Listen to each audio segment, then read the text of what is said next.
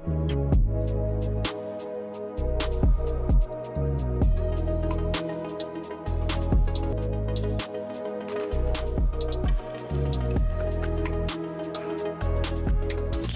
Sports Update with NordVPN. Avoid scams, phishing and malware with our most advanced VPN. Now with built-in next-gen antivirus. 1 o'clock, here are your sports headlines. Good afternoon. Rangers and Celtic will both have to play their next home Scottish Cup tie behind closed doors following the violence that followed last season's quarter-final at Ibrox. More than 40 people were arrested after fans invaded the pitch and clashed with police. Both clubs also face the threat of a further stadium closure if there is any repeat of the disorder before the end of the 2027-28 season. Transfers now. Brentford have completed the signing of defender El Hadji Malik Diouf from West Ham for £40 million. James Ward-Prowse, he's also left West Ham and returned to Southampton on a 2-year deal. And at Atletico Madrid, Julian Alvarez has missed training for a third day running. And Arsenal, we understand, have begun talks with Real Madrid winger Endrick. News from the Europa League draw. Bournemouth and Sunderland will both play AC Milan in the league phase. Sunderland will travel to the San Siro. The Cherries will host the Italian Giants at the Vitality. See full details of the draw on talksport.com. We're told the experienced Filip Hrgović will be the 21-year-old Moses Atauma's toughest test yet. Their world title fights live on talkSPORT tomorrow night. Former super featherweight world champion Barry Jones expects the cerebral Atauma to continue his rise to the top. He thinks before he talks, he thinks before he moves. He has the space and the time to understand what's going on before he mounts an attack. And you can't teach that. You've got it or you haven't. It's like, you guys in football, you see 2 moves ahead. And let's go to Lords, where England, it would seem, have their noses in front on day 2 against Pakistan at lunch. Sam Ellard. Yeah, bowled out for 290 this morning. Pakistan are now 15 for 1. England thought they had their second wicket. Gus Atkinson with a shorter ball around the wicket to Azan, the left-hander, playing the short ball badly. It came off. Well, the umpire thought it came off his glove through to Jamie Smith. It was given out on field, immediately reviewed, and a replay showed there was no glove or bat. It came off the batsman's shoulder through to the keeper. So he survives. He's 8 not out from 36 balls. Abdullah Shafiq, who got runs in the first innings of the first test, unbeaten on 4. Lunches at 1:15 this afternoon. Pakistan 15 for 1, trailing by 275 runs. Thank you, Sam. Overseas listeners, ball-by-ball commentary is available on the talkSPORT Cricket YouTube channel. talkSPORT News. More than 200 police officers have been sent to Middlesbrough after another day of what's been described as gang warfare, and authorities in Nepal say they've rescued 121 tourists caught up in flash floods. Emma has more at 1:30. talkSPORT weather with QuickFit. This summer, treat yourself to Bridgestone Turanza All-Season 6 tyres with a 25,000 mileage guarantee. Book today at quickfit.com. Conditions apply. Heavy rain affecting parts of Scotland and northern England. Elsewhere, showers becoming widespread. Sunny spells as well. Breezy with average temperatures. Are we looking at the future of this sport? Try and pick up a bell. Try and pick up a few bells, eh? I'll throw him out of the ring.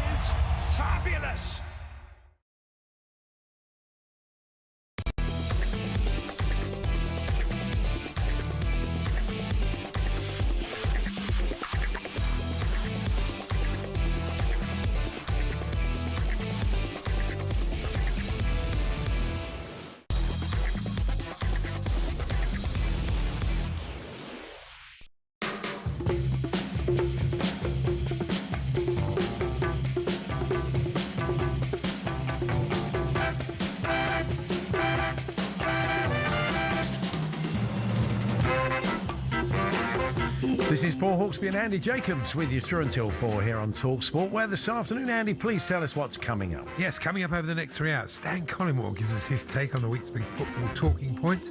Heavyweight Dave Allen previews Atoma versus Hrgović. And we'll look at the knock-on effects of the old firm's sorry week in Europe. That's right. All of Scotland really popping Hearts. Well, apart from Hearts, yeah. We're also after the day you were a victim of human error, wardrobe-wise. We'll check out today's transfer rumours, and we're joined by the man who, inspired by this show, apparently, tried his hand at Britain's most ridiculous sports. Good man. There's all this plus the clips of the week, the Falls panel, and White Sox gift Pope his own hat. Yes. In Todd Macklin's American Sports Roundup. And a follow-up from a story a couple of weeks ago, but it is 5 minutes past 1. Good afternoon, everyone. Good afternoon, Andy. Good afternoon, everyone. So you never got to the bridge last night? No, but funny, talking of Todd Macklin, I'm going to ask him if he's planning a trip to Lake America. I'm sure he'll be delighted about that. Oh, is this the latest? Trump, he's changed the name of Lake Ontario to Lake America. Oh, okay, yeah. Well, he does a lot of stuff It's so funny. like that nobody takes. No, any I didn't get notice to the game in the end, thanks to Chelsea's brilliant scheme of cup enrolment scheme that I was on and then I wasn't on. Do you know what you did wrong now? No idea. I tried to phone the box office, but funnily enough, on match day they closed at 4:00. Oh, okay. That's very helpful, isn't it? You think they'd stoned a bit Tremendous. longer, wouldn't you? What Really? a great service. Okay, well done. I'm sure they'll sort you out, Andy. I'm sure they're bothered, as all football clubs are. What did you make? I saw the highlights. Danny Welbeck scored a nice header. Nice header. The first time they put a cross into him. You can see why a succession of centre forwards have failed at Chelsea. You know, because João Pedro is a different type of player. Yeah. But that orthodox centre forward, they never get the ball. The Miguel first half, Nienda I'm writing down in my book. Why don't they just use Welbeck? He might as well not be on the pitch. Yeah. You know, and eventually they put a cross into him. Oh, and surprise, he scored. He put out a very strong team, didn't he? Rogers and Palmer. Well, why not? You know, they've got other games, and at this time of the year, you need football. So sure, I thought it was I thought it was the right thing. Cole Palmer is looking very good, isn't he? Yeah, he's looking great. like his own self. Got a lot of weapons, Esteval, and it was very interesting. Pedro Neto came on. He'd been pathetic against Fulham. He didn't track back, and James had a go at him. So when he came on, talk about making an effort and tracking back, it was really obvious that he was trying to put a shift in. Good result for Fulham as well. Yeah. Very much so. Yeah, they seem to be doing pretty well. They seem to be further to Luton ahead as well. Blimey, I thought they played really well. Jack Wilshere has got that team playing great. And defending, they just defended with such commitment. You couldn't fault them. A fine young keeper, Josh Keeley, in goal for Luton, who was at our place and made some good saves. Did very well at Orient on loan a little while ago, but he made. They should have They should have a very good season. Luton, yeah. Yeah, but it does sound like Brighton had a much easier run out than Chelsea. Yeah, that's going to be a tough game. We'll talk about that later on.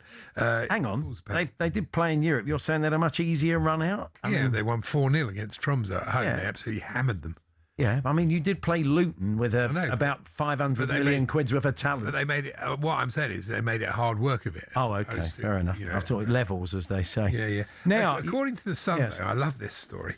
Gianni Infantino was attending the Asian Cup in Hanoi. Oh, yeah. And the crowd, I can't use the words they used. Yeah. But they swore at him in English, apparently. Yeah. I don't know where they get those words from. Word that means the old Nescafe handshake, basically. Honestly, what a load of nonsense. I was thinking... They couldn't have done that. The quality of school-level English swearing in Vietnam is very good, isn't it? Very high. They obviously do you can do a special swearing section in English, yeah.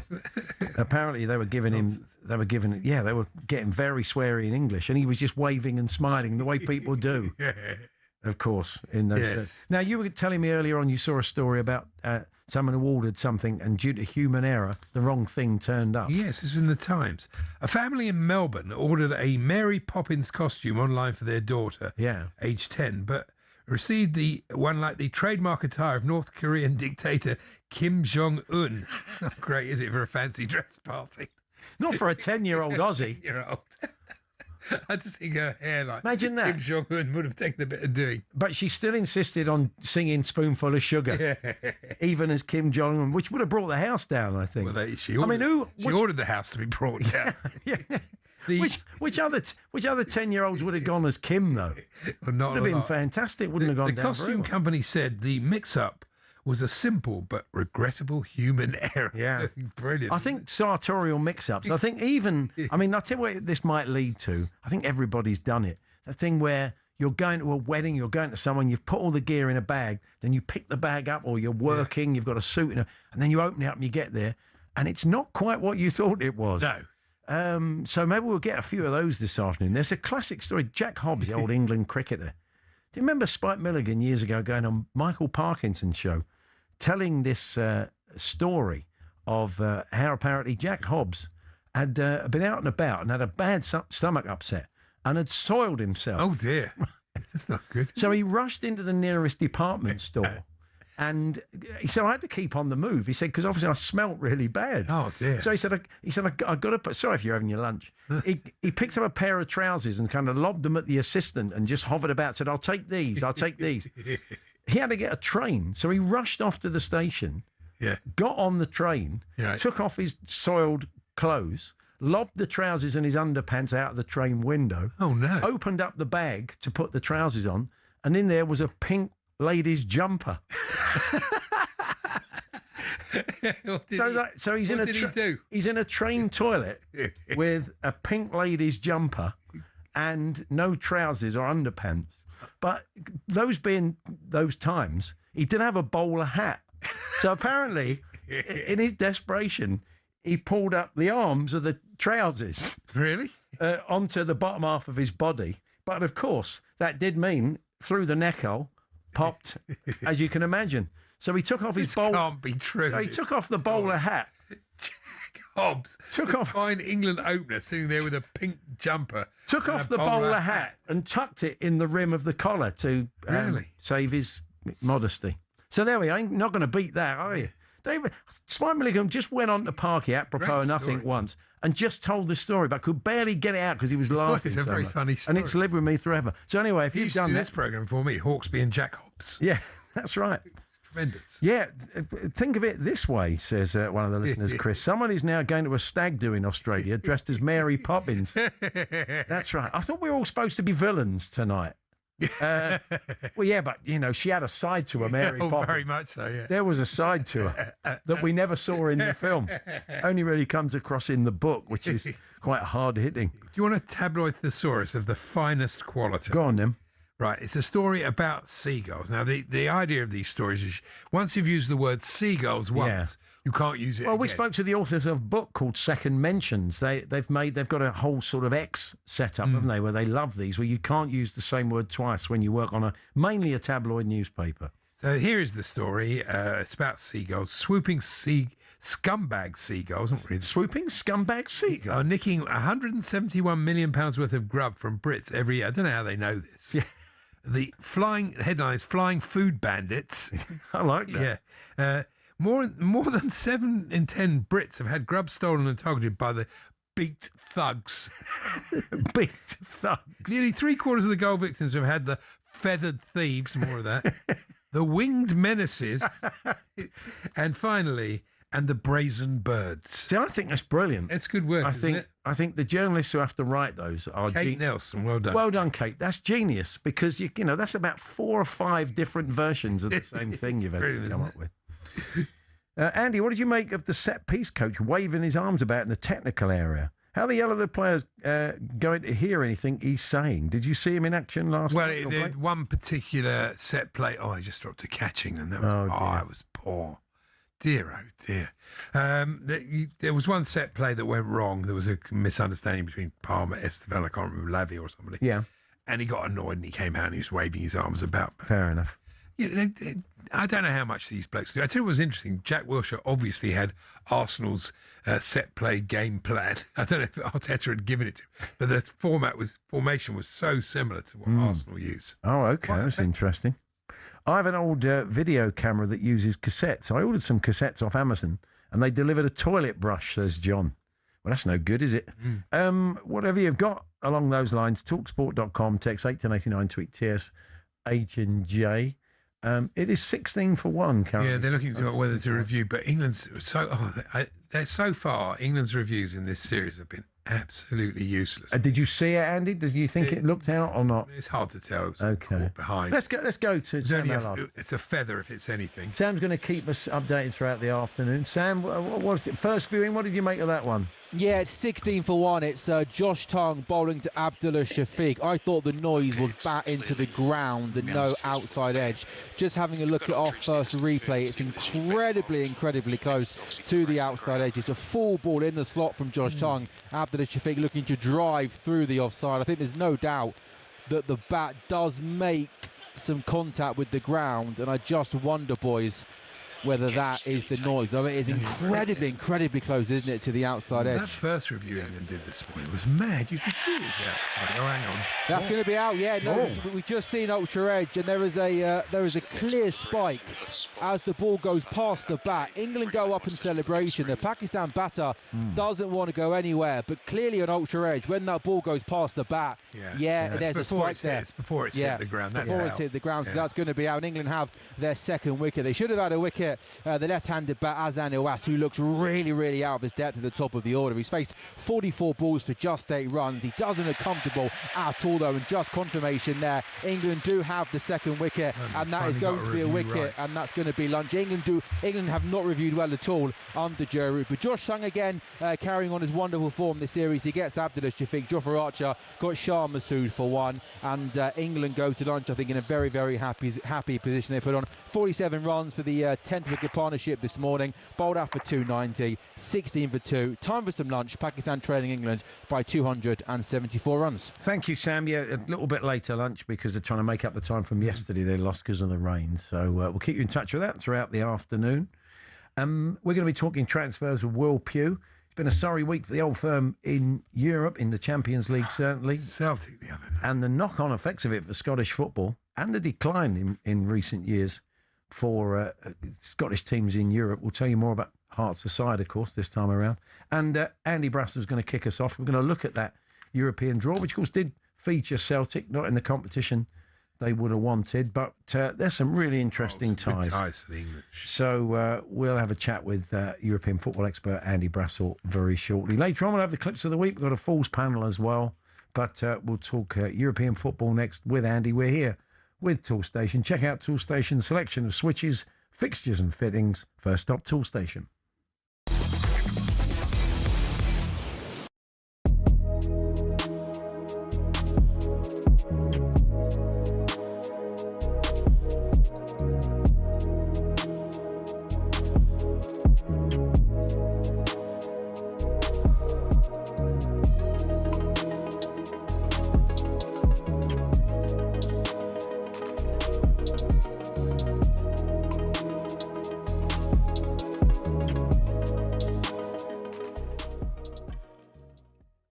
Said that if Chelsea sell Enzo Fernandez, then they'll need to replace him. I said I'm not as worried about that as some people are. You think that Chelsea will go back into the market, do you? Yeah, I do, but not necessarily for one of the obvious candidates. As I say, I've done a bit of checking into Alex Scott's future this week. Bournemouth very confident of keeping him. They're not anticipating that Chelsea come back with a fresh offer. There's been no inquiry, despite reports to the contrary, for Adam Wharton to this point.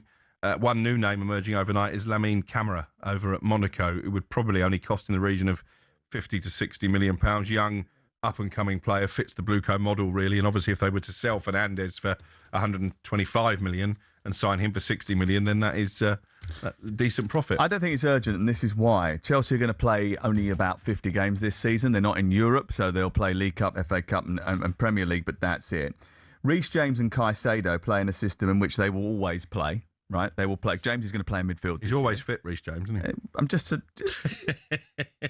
He was fit last season for most of the season, apart from the World Cup. Until we got to the World Cup, yeah. He played for Chelsea for most of the season, I think. But one of the reasons he's playing in midfield is because of that reason, right? Because he can't go up and down and play like a wing back anymore. He certainly can't play at the demanding role that is going to be asked of the wing backs in the Xabi Alonso system. So playing him in the central midfield position makes sense, right? He played there last night, played there Monday night. Caicedo will play every game alongside him. If one of those two aren't there, Lavia will step in and play. Always fit as well. Henderson will step in and play. Barco, who played in there last night, was very good. He'll step in there and play. And even Jarell Harto has played in there as well.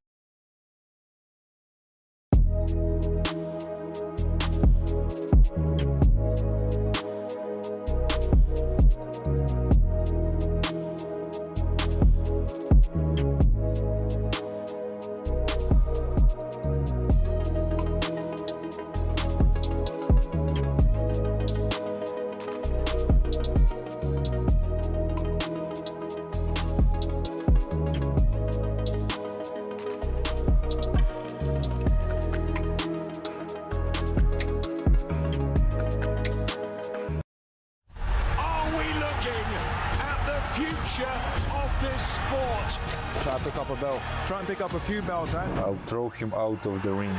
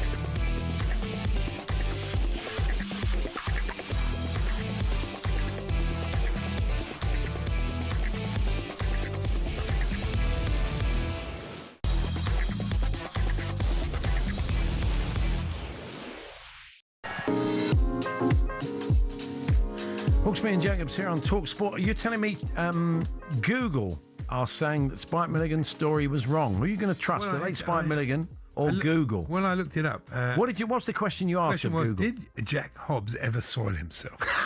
That's a bit of an open-ended question. Well, there is no historical record evidence or widely known anecdote suggesting the legendary English cricketer Sir Jack Hobbs ever soiled himself during a match or in public. Yeah. While he faced a few notable health and physical struggles during his career, none involved public bowel accidents. Well, that's good to know. Well, thank you, AI. But what do you know? I'm trusting Spike. Let's look back at the Euro draws. And some really interesting games. Very exciting, I think, for Sunderland. Certainly off to the San Siro. Andy Brasso, our European football expert, joins us. Hi, Andy. Hey guys, how are you? Good. That is one of the standouts, and it's just a lovely story. That's why you want to qualify for Europe if you're Sunderland, isn't it? To go there. Yeah, it's beautiful. And to bear in mind that last year, going into the final day, Conference League looked like an outside bet, and because of the way that everything fell, they got into the Europa League and they got to this. It's fantastic, especially as, you know, it's detailed on Netflix. They've had a couple of really tough years, and particularly as they've made it Newcastle haven't. You know, boasting over the local rivals is a massive thing up in the northeast, and they'll be able to say, we're going off to Milan. Look, if you haven't sorted out the chant already, Mackens, you need to have sorted it out because you'll be singing it over the weekend. Yeah, absolutely. Bournemouth have got them as well. They've got them at home, so they again. I don't know what AC Milan are going to make of the Vitality. Yeah, well, I guess it sort of springs to mind. I know the scale of the stadiums is slightly different, but it reminds me with when Ronaldinho played at Fratton Park. Yeah. You know, it really brings that to mind. I think for the fans that aren't used to seeing that, it's just so cool, isn't it? It's so spectacular. I mean, it's interesting because I think if you go into this year's Europa League and Conference League, I don't know what you guys think, but the last couple of years, it's just seemed like a bit of a slam dunk for the English team, which obviously is a reflection of the financial power of the Premier League. But on the other hand, these feel like more open competitions. And though from a financial perspective, for Milan and Juventus, not making the Champions League has been a massive blow. From the prestige of the competition perspective, it's really good. Yeah, you have to feel though that any English team's got a great chance to win the conference. I mean, Villa won it. No, who won it last year? Palace won it, of course. Yeah. And Chelsea won it, and West Ham have won it. So you'd imagine that Brighton, who are a very good team, have got a great chance. They've got Monaco at home, which is a great fixture. Panathinaikos away, not easy. Craiova, nothing to cry over in Romania. Getafe, where are they? Off to Zalgiris. You have to tell us, was Kauno Zalgiris, who are they, Andy, with respect? Yeah, they're a huge name in Lithuanian sport. Okay, sorry about that. For them to get into Europe, they're bigger in basketball than they are in football, but for them to get into a European competition league stage is absolutely huge for them. Sport is followed so passionately over there, so that'll be big. But like going back to the field in the Conference League, and he's right. It has seemed like it's going to become the personal property of English teams in recent years. Like, obviously, Brighton are excellent. But you've got some proper names in there, and you looked at some of those fixtures. Monaco's big. Getafe are like horrible to play against. Yeah. You're looking about the ball being in play for about 20 minutes during that game, I think. They're like a sort of angry pub team. They played Spurs the other week behind closed doors, and they were really getting stuck in. Yeah, that is their thing, and their iconic anti-hero coach Jose Bordalas has chosen to stay, so they'll keep playing the same way. I think the other one that's in there is Ajax, which is interesting if we're talking about the field, because Ajax went out this summer and they had a bit of a reset. They signed some big players, Marc-Andre ter Stegen, as he's known these days, Julian Brandt, some big names. And they're probably not done before the deadline as well. So bear in mind that last time Ajax started in the second qualifying round of European competition, they got all the way to the semi-final and nearly past Spurs. Hearts go to Trabzonspor, which is exciting. Mo Salah and all that. That'd be a good trip. Yeah, it will be. And look, again, the atmosphere there is terrific. It's a real shock that they went out to Ferencváros, post Robbie Keane, of course, in the Europa League playoff. But for Salah, like playing in Europe is still a big deal. That's one of the reasons why he wanted to go, not just the atmosphere in Turkey, but European competition. And Trabzonspor were the candidates to win this. They didn't finish a mile off the top in the Super League last season, so they're a threat too. Just finally, Andy, we're struggling a little bit with the line, but who do we think the real winners of the Champions League draw yesterday? Who got the best, who got the worst of it? It's tough to say, because I think on the whole, it's something that, like, I feel like everyone in England is going to get the top 24. I'd be really, really surprised if they didn't. I look at United, though, and I think they've got a really, really nice mix between big games, which is important when you've been out of the Champions League for a while, and the sort of games that are doable. So for me, United are probably the candidate to do what Villa did the season before last, when they were in it. And if I had to pick an English team to go deeper in it than people expected, I would pick Man United, I think. Andy, we'll let you go. We'll catch up with you Monday. Thanks very much. Thank you, guys. There we are. That is Andy Brassel. He'll be back Sunday night, actually, here on the station for Trans-Europe Express. And we'll be catching up with Andy for a little bite-sized look back on the European football weekend. United have got to improve quite a bit from last weekend, but I think this weekend's fixtures will tell us a lot. I've got a feeling on Monday we'll be having opposite views to the ones we had last Monday, but we'll see. Actually, if you want a complete roundup of all those European draws, there is a special Trans-Euro Express podcast that's going to be out. So go and check that out wherever you get your podcasts, and that will cover all the ground across all the European competitions. Swooping scumbag seagulls, you said earlier on, Andy. Yes, I did, yeah. No, didn't it be that disparaging to us Brighton fans? What have we done to you, says Matthew. Nothing. Talksport.com, text 81089, tweet TSH and J to get in touch. Oh, yeah, Falls Panel. If you'd like to play along with us. I just seen something ridiculous in cricket. This is a new graphic Sky have got. Yeah. When you see the bowler's skeleton. It's really weird, isn't it? It's just a Halloween test. It's a very strange thing. It is basically, it does look a bit Halloween-y, doesn't it? Showing the different actions of Robinson and Tongue. Lost a bit of weight at lunch, haven't they? Yeah, just had the salad by the look of it, didn't they? So, that's one graphic. I was going to say something cruel then, but I won't. So, Jim Proudfoot's going to join us. Stan Collymore. We're going to try and predict the scores of Palace Man City live on TalkSport tonight. Tomorrow lunchtime, Liverpool Nottingham Forest again live on TalkSport, and the game I'll be at tomorrow evening, Spurs Newcastle, and we'll bring you regular updates. And Jamie O'Hara will be watching with interest as he sits alongside Jason Cundy. Let's hope it's an all right night for him, better than last week anyway, because we got a lot of 5:30 kickoff, so it's like a blood sport, isn't it? What Jason does to him if Spurs are getting terrible, beat. isn't it? They're not England's first skeleton bowlers. You've got to remember Simon Bones. Very good. Come on, let's have your skeleton England cricketers. Honestly, I think that's it. Isn't it? That's it. So anyway, if Palace City, Liverpool Forest, Tottenham Newcastle, give us a call now. We'll call you back in an hour or so. 03717 223344. We'll need you for 10 minutes. Just want you to predict the scores and win some points for our panel beaters, our fine listeners. It's Hawksbee and Jacobs here on TalkSport, and we're going to reflect on a very poor week for the Old Firm in Europe, and the knock-on effect for Scottish football, and a pretty steep decline in the coefficient for the Scottish sides in recent years. Stuart Weir will be picking over the bones of a tough old week for Celtic and Rangers. That's coming up shortly.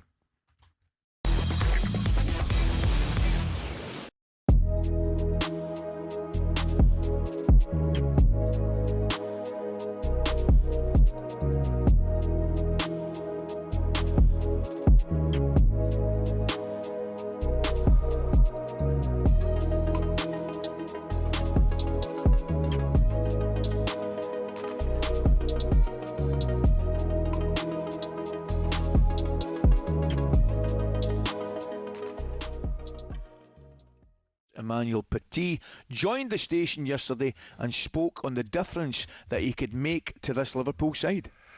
On the left flank, this guy can make so many differences. And this is what missing as well with Liverpool, the speed, something that can be fast, running with the ball, that can not scare, of fighting against defenders. And this is exactly what they are missing at Liverpool. They have good players, but they need, modern football is based on the fast players, who can make this decision within a few seconds, can make differences, with the ball. And I don't think many players, at Liverpool actually for that. Well, he's right, Gabby, isn't he? Oh. I mean, it's not all about pace, but I tell you what, nowadays, if you pace kills, Ali. Oh my goodness! Come on. Well, you know better than MD. You know better than MD, mate. Pace kills, Ali, and Liverpool would be interesting how they set up now, Ali, with Barcola in the team, because they could half in certain games, Ali, sit back a little bit, Yeah. Bring the opposition out and Barcola on the counter. Ooh. I agree with you.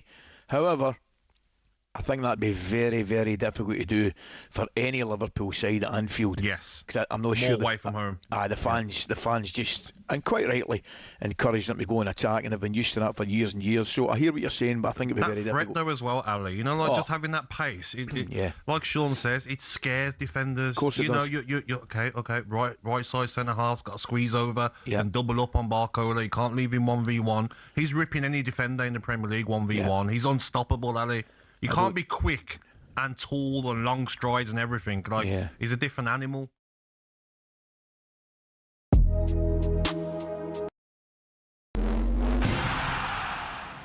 Here are some of the best sledges in Ashes history. Let's start in 1933, Douglas Jardine versus Yabba. Jardine, the notorious captain of the Bodyline series. Yabba, some bloke in the stands who became so famous he now has a statue at the SCG. When Jardine was swatting away flies on the boundary one day, Yabba yelled, "Oi, Jardine, leave our flies alone. They're the only friends you've got." Next, Warne versus Strauss in the Edgbaston Cauldron 2005. Strauss shouted, "Come on boys, he's struggling here," when Warne misjudged the delivery by Ashley Giles. Warne then told Strauss, "Say one more thing to me and I'll hit the next ball for 6. Strauss obliged and Warne walloped an enormous 6 over square leg. Night-night, Straussy. Bowler Jimmy Ormond dealt a stinger to Mark Waugh, brother of Steve, in 2001 when the Aussie all-rounder told him he was nowhere near good enough to play for his country. Ormond replied, "At least I'm the best cricketer in my family." Tough. Wicketkeeper Ian Healy issued one of the great lines after Steve Waugh told Ricky Ponting to field right under the nose of Nasser Hussain. Healy remarked, "That could be anywhere within a 3-mile radius." Poor Nas. And then there's Dennis Lilly on Geoffrey Boycott, who he beautifully described as a man who fell in love with himself at a young age and has remained faithful ever since.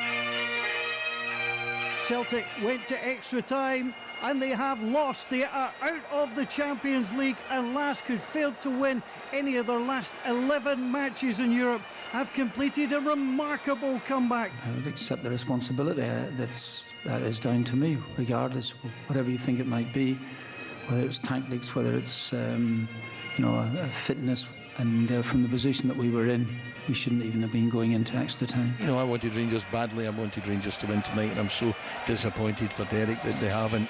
Lost in a penalty shootout.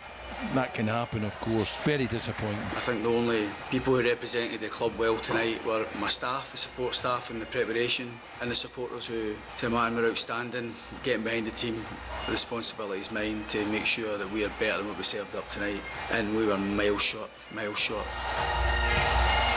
Yeah, I saw that. Yeah, it was really embarrassing. Shocking week for the Old Firm in Europe. They are well done to Hearts, but of course they are the flag bearers, and they have a big say on the coefficient for Scottish football in European competition, and they both came up short. I mean, I did float the idea on Tuesday, having just watched the highlights of the last game and saw how much they created. Absolutely. I think in the end I thought I was going to get the full weight of the Celtic fans on my back. So I said, look, I think you're going to lose on the night, but you'll get through the tie. But I didn't go in with any great confidence. It was ridiculous. But it was quite a shocking result. And likewise, in light of everything that's been going on with Derek McInnes at Rangers, that was a very poor result as well. Joining us now to put this week into context and look at the coefficient, the good old coefficient. Stuart Weir, Scottish football journalist, joins us now. Hi, Stuart. Hi, thanks for putting me in such a good mood. Well, maybe we should. Yeah, I mean, it has been a bleak week, hasn't it, for the Old Firm in Europe? Did you? I mean, who was it worse for, Celtic or Rangers? Probably Celtic because of the nature of how they had the game in their hands. I don't know. Toss a coin. Celtic, I think that's probably the worst defeat ever for Celtic in Europe. The fact you're 3/4 of the way through a tie and you're 4-0 up and you still contrive to lose 5-0. It was a disaster for Celtic. Great delight, I have to say, amongst the Rangers support until their team comes along and says, wait a minute, hold my Pilsner. and we'll show you how to do it as well, and with less style.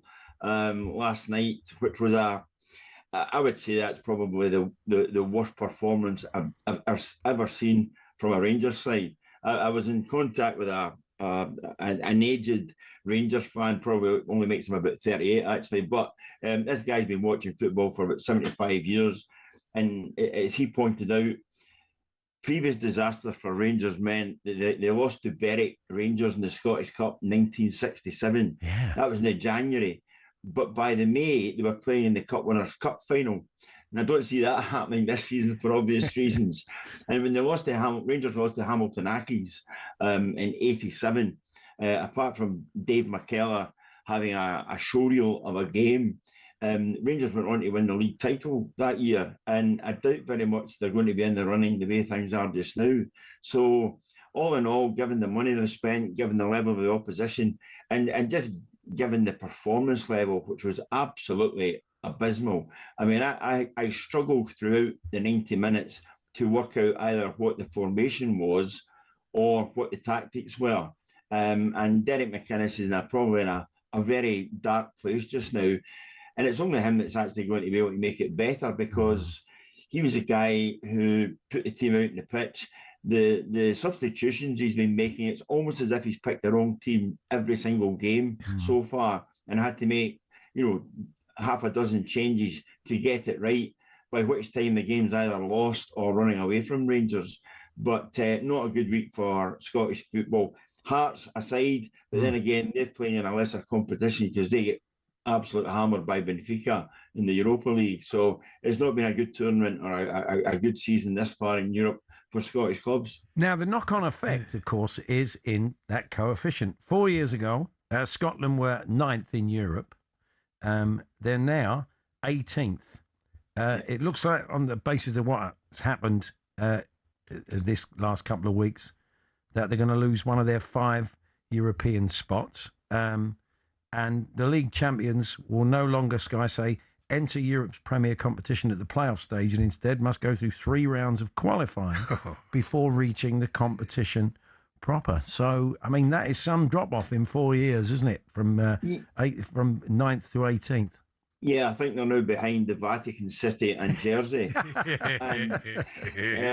Listen, there'll be a great many neutral fans will gloat at the Old Firm's demise, and even that of the the Edinburgh clubs and Motherwell. But the fact of the matter is, you want Scotland to be dominant or prominent in Europe, and and there's been a saying over the years: why is it Scotland or Scottish clubs are playing all these minnows? That's because we are minnows now. You have to play 3 matches to get anywhere near the big party, and that just tells you everything you need to know about Scottish football. And again, neutral fans will say, yeah, but it's nothing to do with us. Well, actually it is, because whereas maybe 10, 15, 20, 25 years ago, you were watching really, big names playing for Celtic and for Rangers, you're not going to see those players now, because people are not going to come to Scotland simply because Europe isn't an option. Well, certainly Champions League, where that is an attraction, and the money, I mean, they're talking about 40 million quid minimum. It costs them a fortune. Whereas, you're going to be getting about 4 million. It always feels to me like Europe comes too early for the Scottish teams. Like they're still fiddling about in the transfer window. They don't get the players in early enough. That's what It's difficult, though, because there's some players I would imagine Celtic, potentially Rangers as well, but had some players lined up that they were looking to buy on the basis they had Champions League football and ready to press the button. But, that's probably not the case now. They can't afford the wages, I guess. Yeah, I take Andy's point there, maybe too early, maybe a decade too early, Andy. The thing is, I can go back to Celtic winning in Lisbon and Rangers winning in Barcelona in the Cup Winners' Cup and Aberdeen winning the Cup Winners' Cup. We had a history and a pedigree of actually producing really good teams to play in European competition. You look at Celtic's record from 67 till about 74. It's absolutely incredible amount of semi-finals they played in. That's all gone. That's all in the past. And that, for me, is particularly saddening, because you want youngsters coming through to see football at the very highest level. And that just ain't going to happen for a very long time. No. Stuart, we appreciate your time. Thanks for joining us. I'll go back into my counselling session now. Stuart, we're there. Scottish football journalist reflecting on a tough old week for the Old Firm. Made a bit tougher because they've got to play their home cup ties behind closed doors, as we've been hearing in the sports news as well. Their next games after all the issues in that last match between the two sides. Will Pugh from The Sun's going to join us in the studio. Going to look at some of the transfer stories of the day. When the cricket gets underway again, Pakistan is 16 for 2, wicket really with the final ball of the morning session, and they trail by 274. Sam Allard will keep us in touch throughout the afternoon. We're here, as always, with Tool Station. First stop, Tool Station.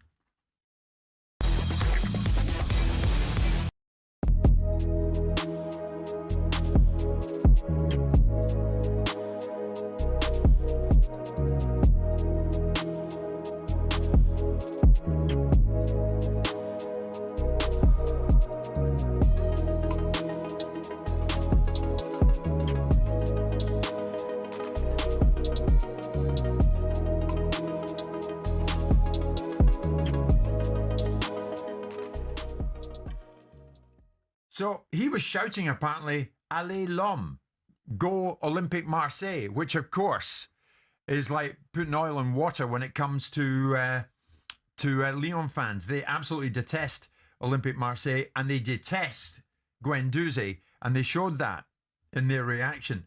Simon, who's more at fault in these flashpoints, though? Ferreira, the goalkeeping coach, reacted in a big way, and that led to widespread scuffles. Is it the provocateur, who in this case is Guendouzi, or is it those who take the bait? In this case, the Lyon fans, the Lyon players, and the Lyon goalkeeping coach? Well, there's degrees of responsibility and culpability, but Guendouzi is the fire starter. Guendouzi's behaviour as it was when he played in this country and decided that he could run around a football pitch telling everyone how poor they were in comparison to him, which ultimately got him shipped out of Arsenal. Who did he tell that how much he Neil earned? Maupay. Neil Maupay of Brighton. Yeah. And I think it was Wenger, wasn't it? Had just about enough of him and said, it was Arteta. Arteta. Was it Arteta? Yeah, he did enough of him. Sorry, it was Arteta who binned him off. And here he goes again. Now, people are responsible for their own behaviour. So everybody is culpable, and everybody, in terms of the professionals on the field, the players, and the support staff that have got involved, should have a consequence for it. Yeah. But he should have the primary consequence, because without his provocation, without his antagonising nature, without his ridiculous over egging of the pudding and baiting and inflammatory, the fans are not professional footballers.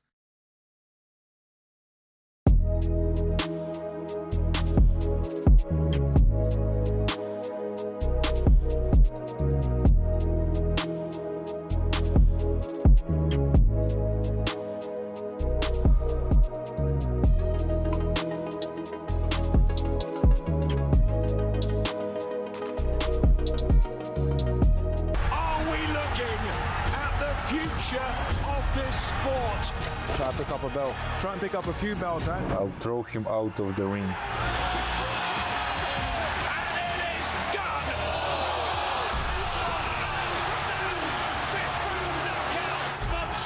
Right hand, and down he goes. He is fabulous.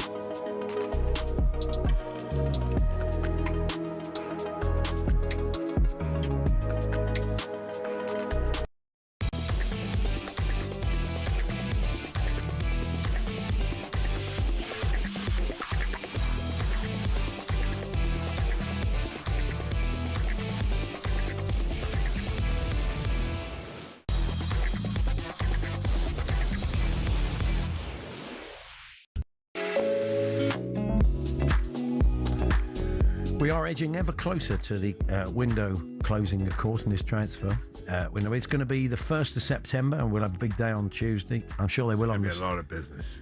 We'll be on the Sun as well. Will Pugh, Sun's transfer guru, has joined us. Hello, Will. Gents, how are you getting on? Yeah, not bad. That's, I say there is an expectation. I'm sure it's true of you guys as well. It's going to be a busy few days, isn't it? Yeah, quite. Yeah, we sort of are going peaks and troughs these windows, don't they? The January one's obviously less exciting, but with the World Cup as well, sort of squeezes the time that clubs have got to do their business. So yeah, promises to be a little bit more of an old classic of a deadline. And they all like to leave it so they can. In some places, it pays off, because if Liverpool had gone for Barcola at 145, totally, they'd have overpaid for him. Now they can get him for 120. Yeah, it's striking a balance, isn't it? Obviously, Tottenham have adopted a bit of a newer transfer strategy this time around, trying to get their business done earlier than they historically would. But yeah, I think some negotiating and posturing still to go. They've done some good business, Tottenham. You can't see. Yeah, it's going to.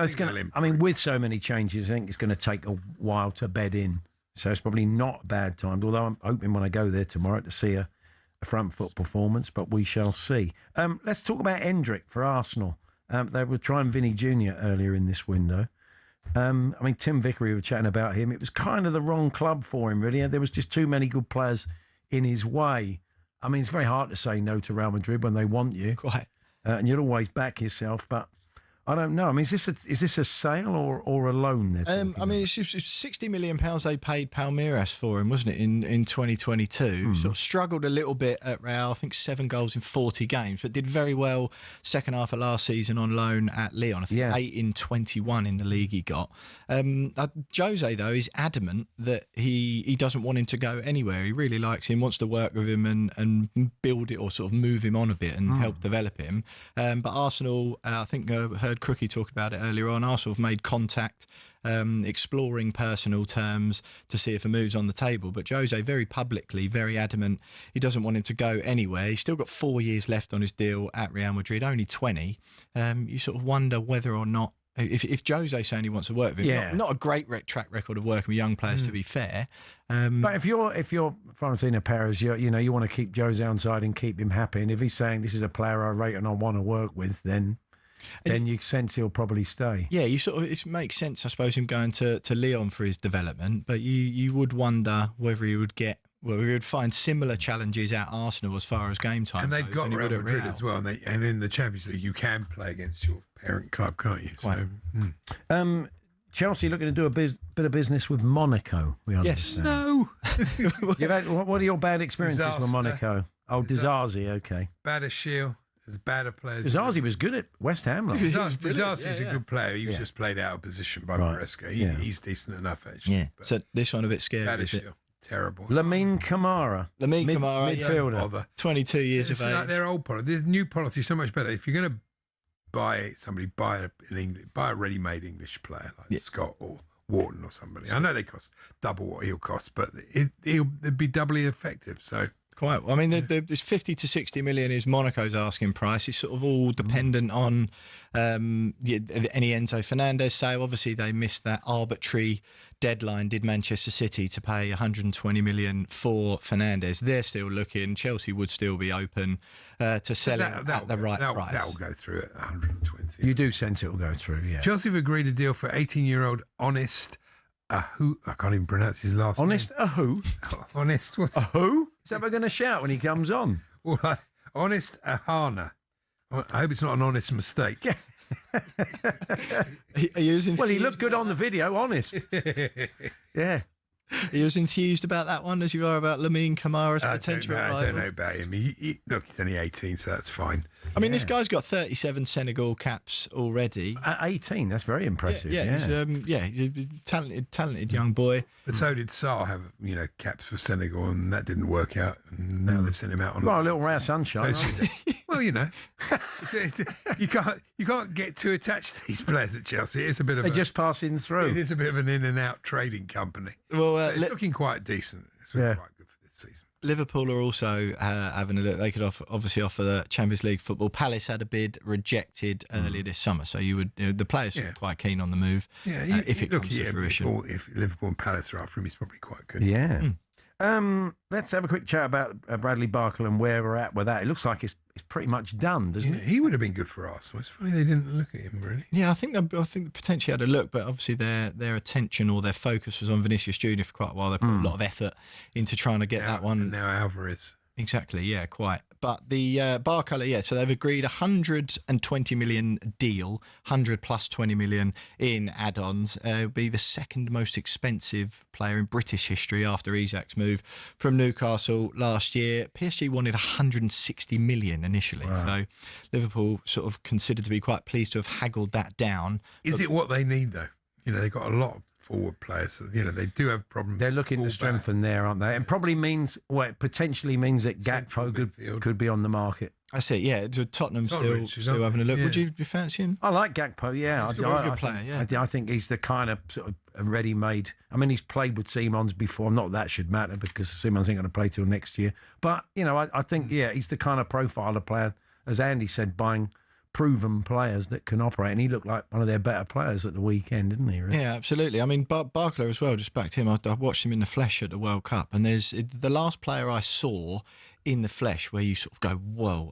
It was the game I watched for France against Sweden in their last 32 game. He was unbelievable, scored.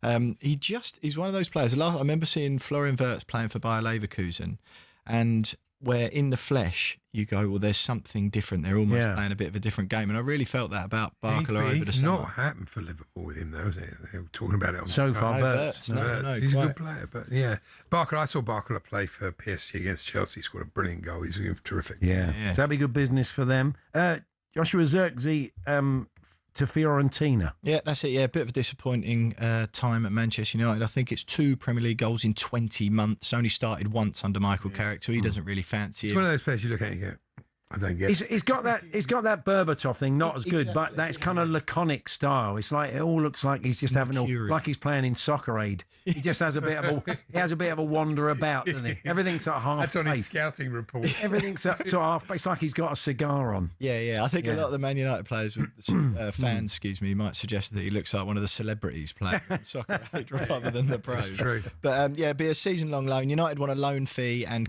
full coverage of his £100,000 a week wages.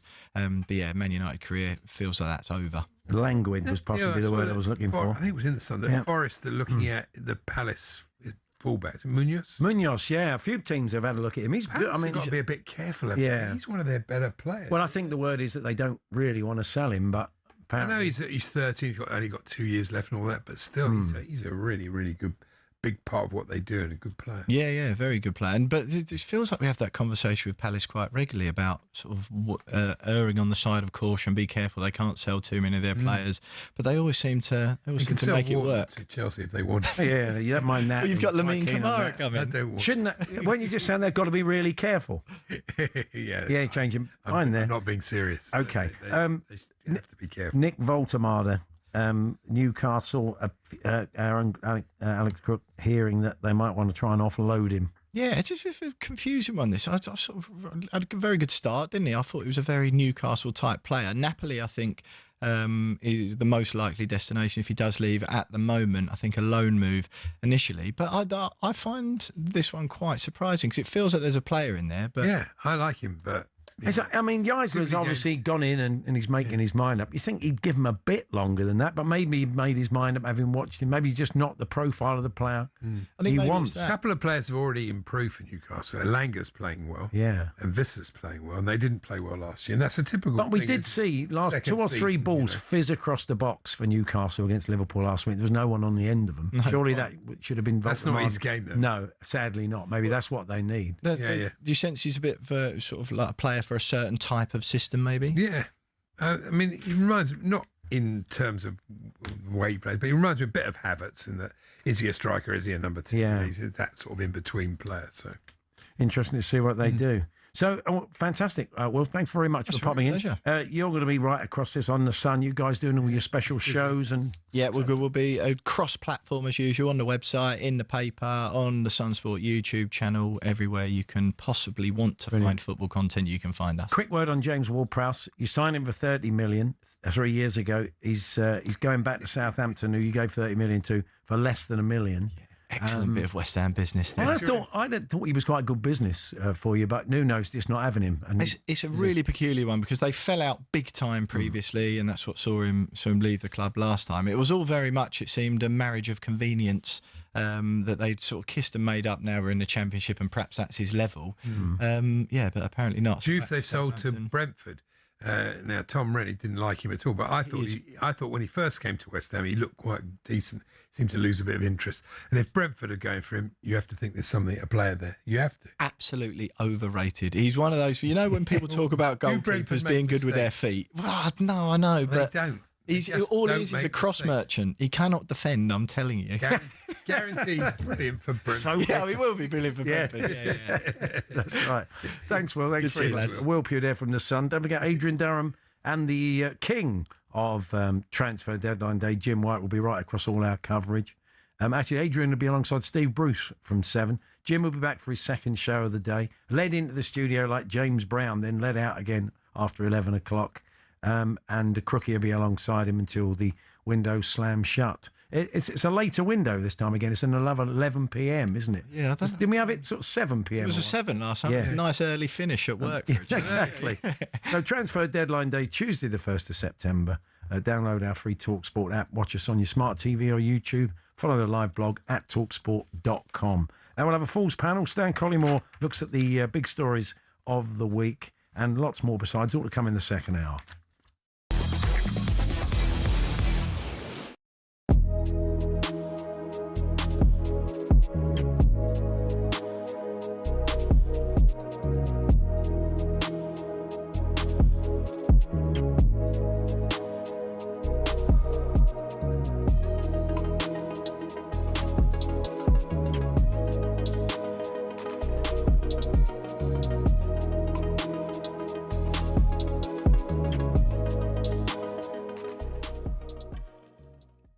I've got to stop you there, right? Because I've heard this guff from you and Gabby today, all right? Going on about Spurs overspending, overpaying for players. Whoa, all right? wait, and I can't believe Crookie has got the cheek to come on here as a Man United fan and say that Belieber's a good deal at 70 million. He was guff last season. He didn't play. I think you'll find Belieber at 70 million is going to be better value for money than Savinho at 85. Oh, mate, you're talking absolute crap. I'll have a little bet for you. Let's have a little bet. Who has the better season? You signed Anthony for 75 million. You sold Pogba for £100 million. What's going on here? Why are you two falling out? No, but hold on, what's going on? Because I keep hearing Crookie go on like Man United are doing good deals. What's happening here? Why are you two and rowing? Spurs are spending too much money on players. Like, We'll have a forfeit at the end of the season, Jamie. Jason can judge at the end of the season whoever makes more impact for their club, Belieber or Savinho. The loser has to do a show. You do it in a United shirt. I'll do it in a Crookie. Savinho could score 25 goals this season, and Cundy will still say Belieber's at it. Belieber's going to be the better player. Belieber's going to be the better player. It's a pointless bet. No, he will be. I'm just sick to death of seeing Crookie come on, going on like Spurs, just because we've got cash to spend, right? And we're throwing it about, right? And everyone's getting yump about it. Hold on. You know who you are, Jamie. What's you know going what Tottenham on? are. You know when you're a kid and you get your first Saturday job, right? It could be at a supermarket, it could be in a restaurant, it could be in a bar, and you get your first pay packet and you spend it in 24 hours. What's wrong with you two? Jay. Windows. We've all done it, mate. Went out and bought Bentley with my signing on. Jay. Wait, hold on. Calm down, you two.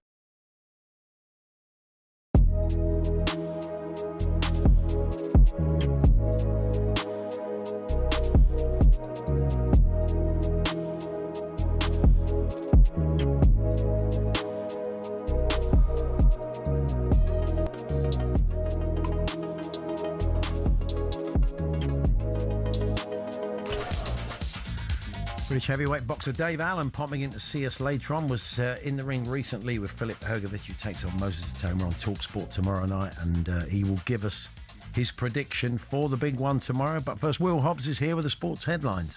talkSPORT Sports Update with NordVPN. Encrypt your internet connection and protect your devices from malware and hackers with our most advanced VPN.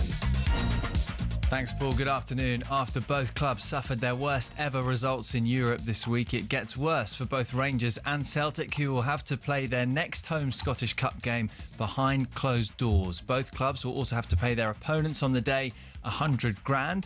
It follows their Cup quarter-final Old Firm last season, when more than 40 people were arrested after fans invaded the pitch and clashed with police.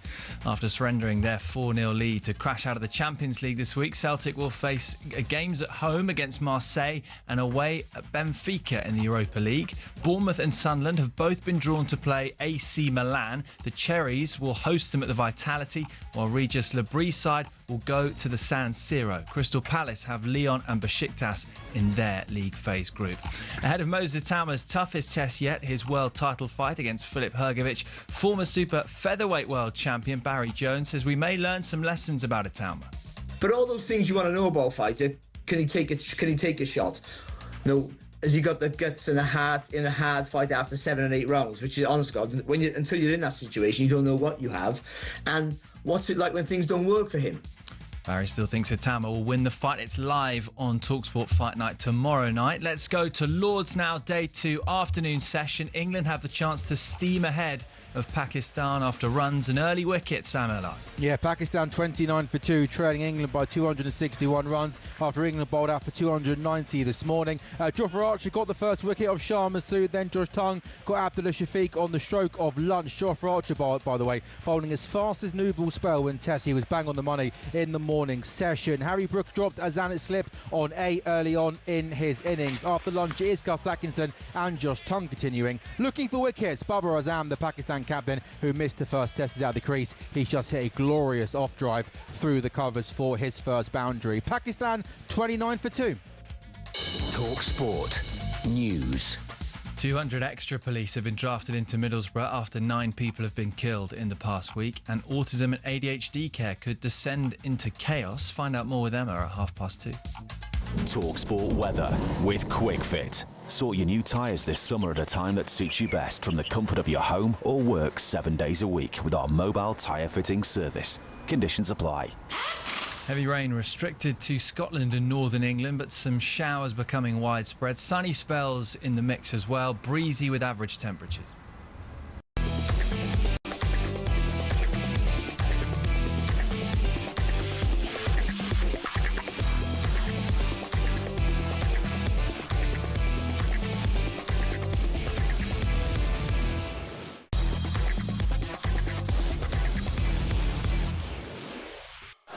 Odds update on talkSPORT with Betfair. Everyone's got an opinion. Back yours at Betfair. 18 plus gambleaware.org.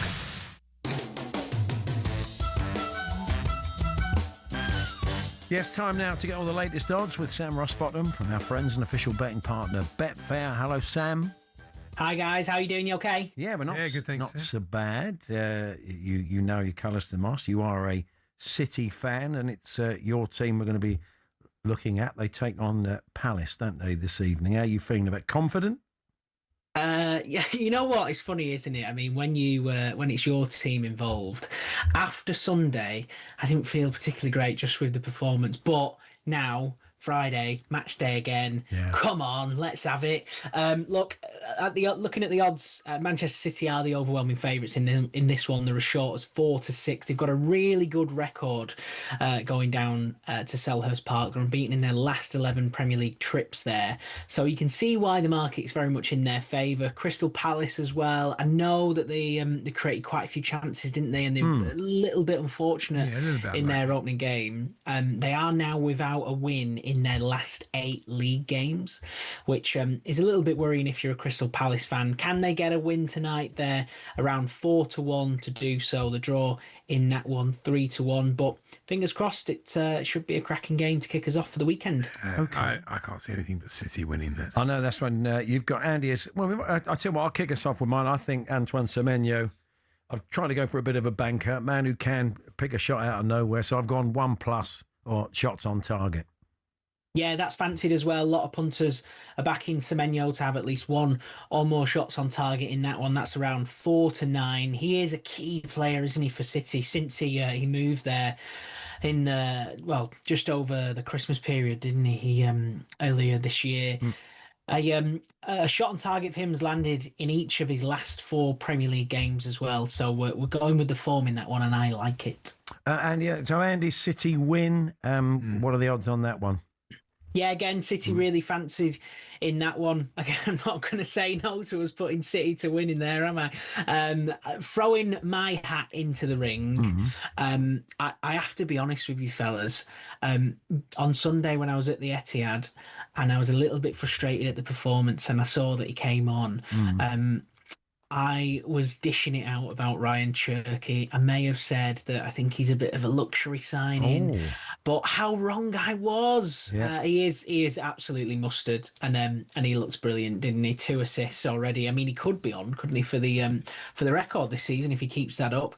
He actually does lead the way for open play assists since the start of last season as well. So he is a man in red hot form. I have stuck with that. Ryan Cherky to assist in the game tonight. That's around 13-8. So looking at our charity bet builder, Semenyo to have at least 1 or more shots on target, City to win the match, and Cherky to assist. We've backed that at just a bit bigger than 100-30. So our £50 charity stake will return £221 if all 3 land. Fingers crossed. Nice. Fantastic. Enjoy the game, Sam. Thanks very much. Cheers, guys. Have a great weekend. Sam Rossbottom there from Betfair. For all the latest offers, go to betfair.com, 18+, begambleaware.org. Odds update on talkSPORT with Betfair. Everyone's got an opinion. Back yours at Betfair. 18+, gambleaware.org. Of course, Ryan Cherky is a big fan of Pierre Sarge. You worked with him, didn't he, in the past at Lyon? So called him a genius. Well, that's at good, the time, yeah. yeah. So we hoping he's not a genius tonight, wouldn't he? So, England have claimed another wicket against Pakistan in that second test at Lords. I need to ask, it looked a bit odd. I couldn't tell, so you can't commentary and just looking at. Sam, did England miss a review there? Was Azam out before he was out?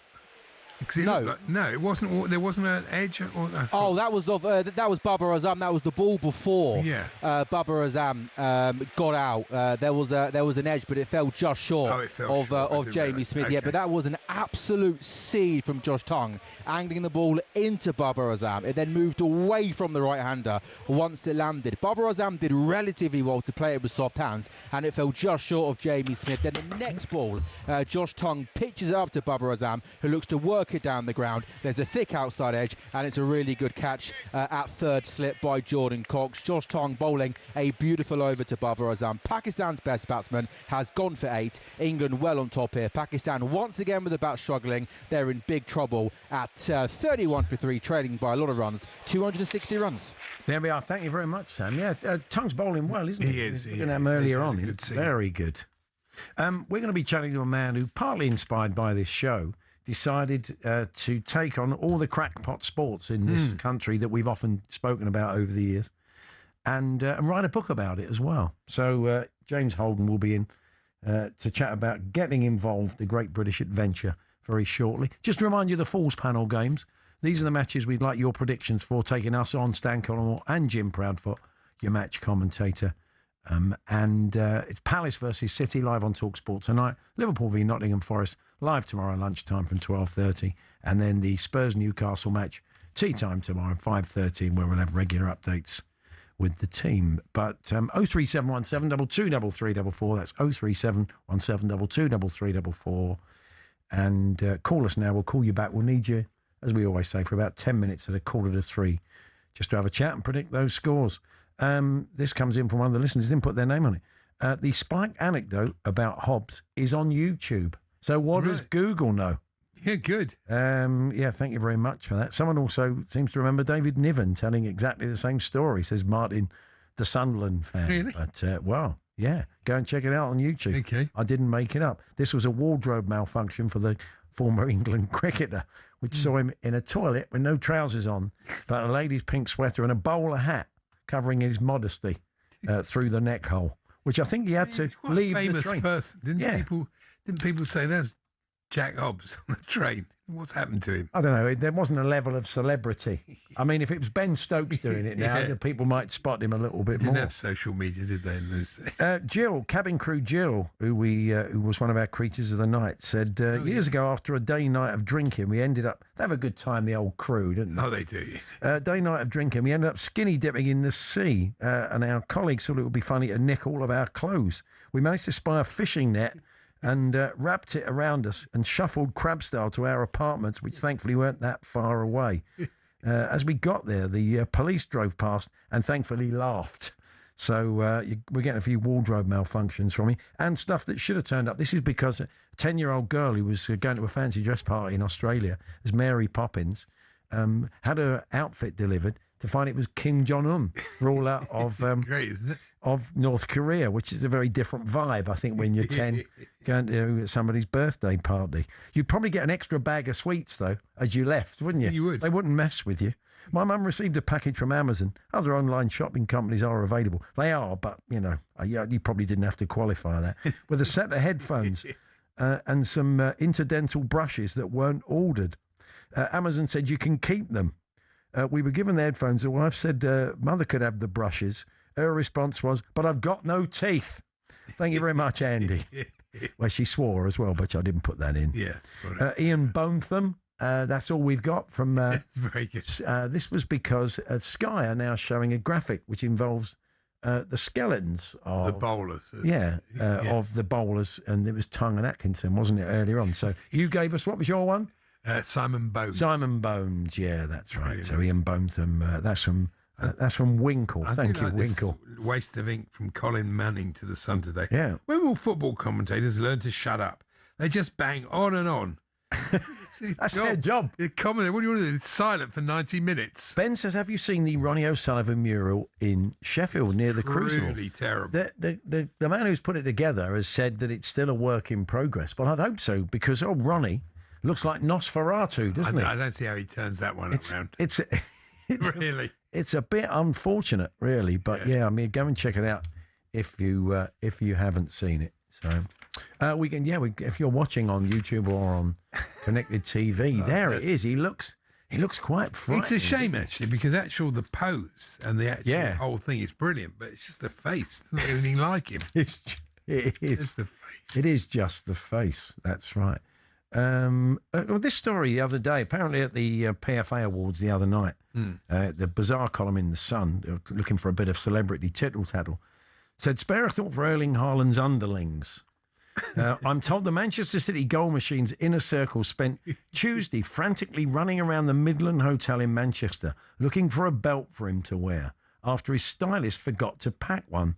I mean, it's in the middle of Manchester, the Midland. He'll pop out. And there must have been a shop open. I would have thought so. I mean, maybe he didn't want to wear one from sort of TK Maxx, or you could have got in a fast car at the Trafford Centre, couldn't you? I don't know. But how big a problem would it have been? Apparently, he didn't turn up anyway. Pack his own clothes. I mean, you know. We have people, don't you?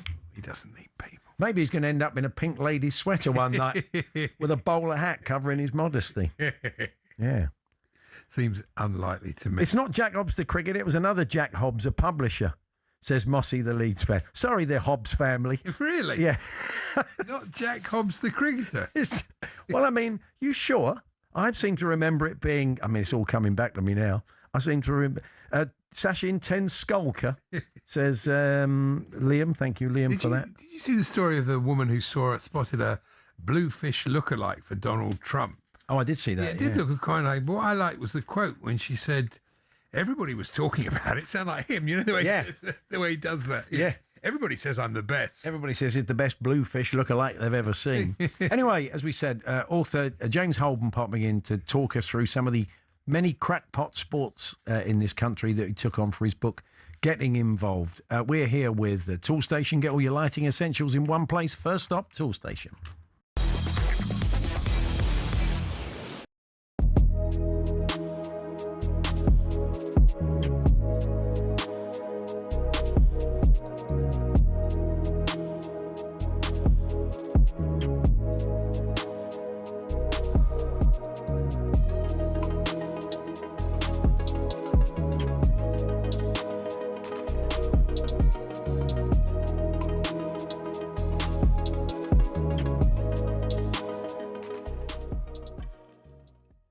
I wanted to ask you about Emi Martinez, who's also going to come into Chelsea as a goalkeeper. When you were told about this deal yesterday, you said good riddance. Why?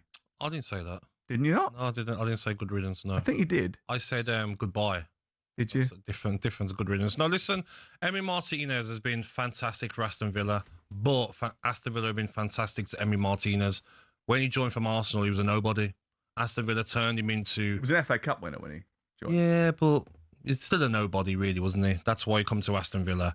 Aston Villa turned him into the best goalkeeper in the world, and I just didn't like the way 3 years in a row he's been trying to leave every summer, which has upset some Villa fans. But when you look at his performances, his saves, everything about his style of play, even the negative stuff, the way he winds up opposition fan bases, Aston Villa fans have loved having him, and you'll go down as definitely a club legend. It's interesting, isn't it? So I think there's different ways that people react when players leave football clubs. So I just wonder what the feeling is amongst those two fan bases about Emi Martinez going from Aston Villa to Chelsea. Do the Aston Villa fans really care about it anymore? They've got Suzuki now, so are they like happy to move on? Are Aston Villa happy to move on from him? Yeah. And the same with Chelsea. Are they in a place where actually they're just comfortable to move on from Enzo? He wasn't at his best last season, Emi Martinez. Or at the World Cup. At the World Cup wasn't at his best. 33 now. But I still think, Sam, that the £8.5 million, keepers play to an older age, don't they? Yeah. Oh, have we sold ourselves a bit short with the fee? No, I don't way. think he is. He's not at his prime, but I still think we could have got a bit more money for him.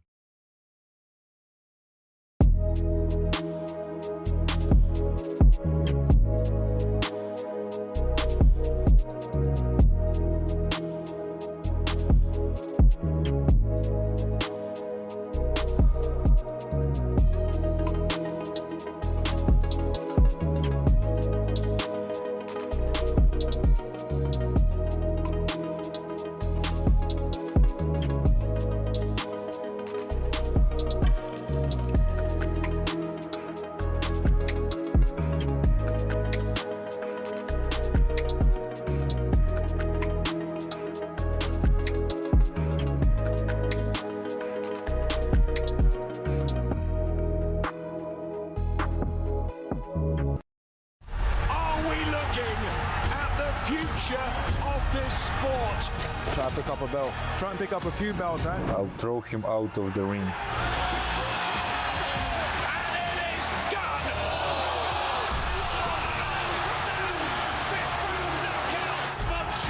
Right hand, and down he goes.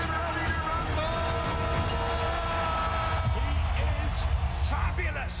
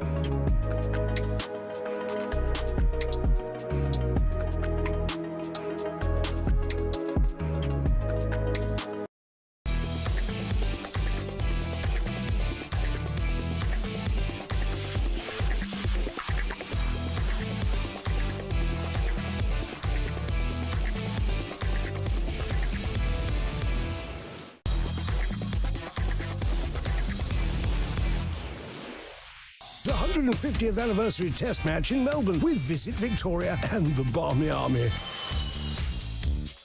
Now, do you fancy an all-expenses paid trip to Melbourne for 7 nights? talkSPORT could be sending you and a mate down under in March. 7 nights in a hotel, return flight, spending money, a day trip along the Great Ocean Road, and you'll score 5-day tickets to the MCG to watch England take on Australia at the 150th test. All thanks to our friends at Visit Victoria and Barmy Army. How do you go about winning that, Andy? For your chance to win, visit talksportwin.com or text WIN to 83338 by 6 p.m. this Tuesday.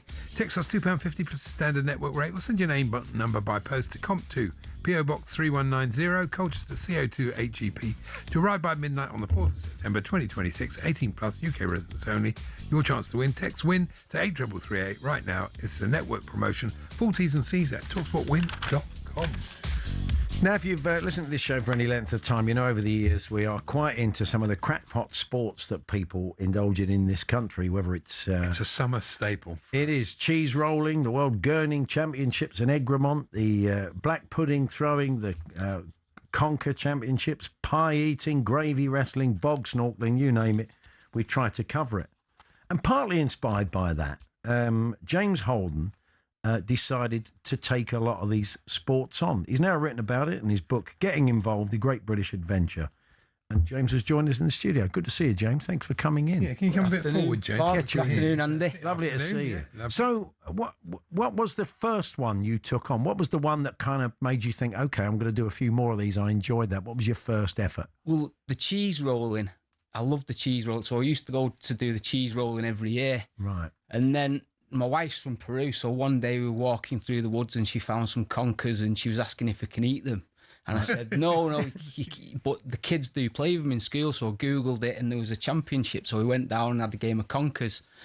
And then obviously your show, I heard about other wacky events and I just thought I'll give them a go. So if I was at a loose end, over weekend and there was something going on, then we'd go down and have a little go at it. Yeah, your missus did okay, didn't she? She got through the opening stages of the Conker Championship. Well, yeah, she won her game. Yeah, she got through to the semi-finals. Oh wow! But she didn't smash a Conker all day. It was the opponent that smashed their Conker on her Conker. Oh wow! She fluked it, whereas I never miss, and I was, hitting clean all day, and I was knocked out in the second They've round. got brilliant PR, those people. Every year they do the same thing. There's a Conker shortage. Yeah, they do it, and they get loads of pub. We fall for it every year. We get them on, definitely. Yeah. Now, Cooper's Hill, though, you said you've done it a lot. The cheese rolling. Cheese rolling.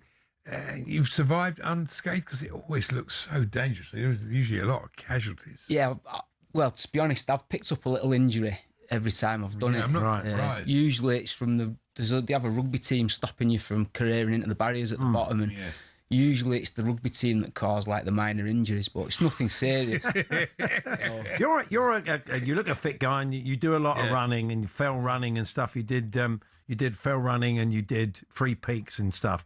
But that's a very different discipline if you're looking to eat pies in Wigan, because you did try the World Pie Eating Championship. So how did you fare with those sort of less athletic sports? Yeah, well, the pie eating, I wasn't planning on going. I was in the area. I was doing a delivery, so he was hungry. And I knew it was on you were that just day. hungry. Yeah. Yeah.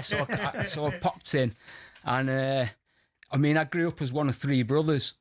So when I was younger, you have to eat fast as not to become a runt of the litter. So otherwise, your brothers have your dinner off. Yeah. So I thought I'd do okay. So I went down and. But the lad who won it, I think he had a meat and potato pie in 15 seconds. And he pretty much drank it out of the foil. Oh, you're up against the pros. That's the thing. But it's not the winning, it's the taking part. And then, we know you're a good runner, but have you got a good arm? What about the black pudding throwing? You tried that, didn't you? Yeah, well, I did okay.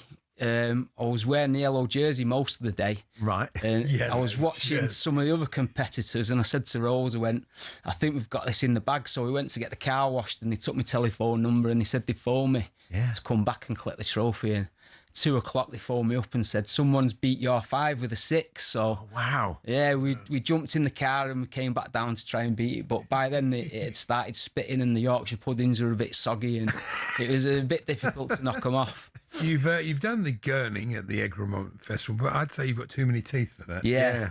You have no teeth at all. You need to be able to get your chin up to touch your nose. You can only do that if you can take your teeth out. The Oxenhope Straw Race. I've never heard of that one. That's a new one on me. Yeah, that's it's a good family day out, actually. They're some of the best fancy dress I've ever seen. Wow. And it's a 5-kilometre race through the town, and you carry a bale of hay, and you have to drink a pint every kilometre. Wow. So I drank the pints and I carried the hay, and we actually won that. Well, we won one of the categories of that one, me and Rose. So the thing that comes across is that, as you said, they're really enjoyable things. They're lovely community things at your park. Yeah. And sounds like you enjoyed them. Well, yeah, I did. Although they whack it, as soon as you turn up there, everyone's very serious and everyone wants to win. And a lot of these events, believe it or not, they've been going on for hundreds of years. I think the Gurning's been going on for a couple of 100 years. And, they're not just, popped up out of nowhere. No. There's people who take them serious year after year. Would you like to maybe go and do some of the weirder ones around the world now? Would that be... Did Rose say that are there any weird sports like this in Peru, or is this a very British sort of thing? To be honest, I think Britain, they're the king of the strange Wife events. carrying is Finnish, though. That is Finnish, yeah. I think that's... Oh, it's not Finnish? Finnish, it's going on next year. Yeah, no, it is. Finnish. Yeah. Oh, Finnish. Yeah, it is. It's not Finnish. It's not. And the gravy wrestling, what was that like? I was hesitant to do it when I turned up. I sent an email showing me intent, and I got there. And once I was in the changing rooms, there was sort of no turning back. Yeah. So I had a couple of pints and just went for it. But I like more serious competition, whereas the gravy wrestling, it's more of an act. Not an act, but it's more of a show. It's like sports entertainment. Yeah. Is that peat bog? Yeah, some bog snorkeling. Yeah. Oh, that looks horrible. Yeah. Well, I'm not a good swimmer, so with the bog snorkeling, I was 10 metres in and I started panicking a little bit because, I've never really snorkeled before. And, did you come close to winning any of them, James? Apart from the black pudding throwing you did all right. the wife carrying, we got a second place in that. That's good. And then the black pudding throwing, I think I was a second or third in that. And then we won the Oxenhope race. Yeah. We had a few. I just did the shin kicking. Actually. Oh, okay. Oh, yeah. It's not in this book, but it's in the next. It's in the follow-up. Yeah. So, I got to the final of that, so we had 5 bouts through the shin kicking. Who's your football team, by the way? Liverpool. Oh, okay. They've had a few shin kickers. Tommy Smith. He was somebody to watch back in the day, wasn't he? So, was it always the intention to write a book, or were you just doing the... No. Originally there was no... I just did them, went for a laugh, really, most of them. Yeah. And then as I was selling a few stories to my mates, they said, you should write a book about this. But I'm dyslexic, so I thought, there'd never be a chance of me writing a book. But I just drafted out a few chapters and I sent it off to a couple of publishers, and there was one lad at JMD Media, he had a look at it and he said, you've got something here. And so he helped me out and corrected a lot of the spelling. And probably spent 2 months correcting spelling mistakes and punctuation. Well, it's a great achievement. It's a great achievement to have done all of these, and a great achievement to have written a book about it. So it's nice to know we were a little bit of the inspiration and part of the research. So it's called Getting Involved, a great British adventure by James Holden. and it's out September the 1st. Yeah, 1st September. Yeah. People, you've got an Instagram. Just give us the details there if you want to find it. I just set it up last week, so I've only got one friend. But it's James Holden 2026, and you can buy it on Amazon and through the publisher JMD Media. Brilliant. We wish you well, Vic James. Thanks a lot. In. Thanks, lads. Lovely to see you. It's James Holden there, getting involved. A great British adventure. Stan Collymore joins us next. We're going to get his take on the first round of fixtures and what we learned from those games heading into the weekend.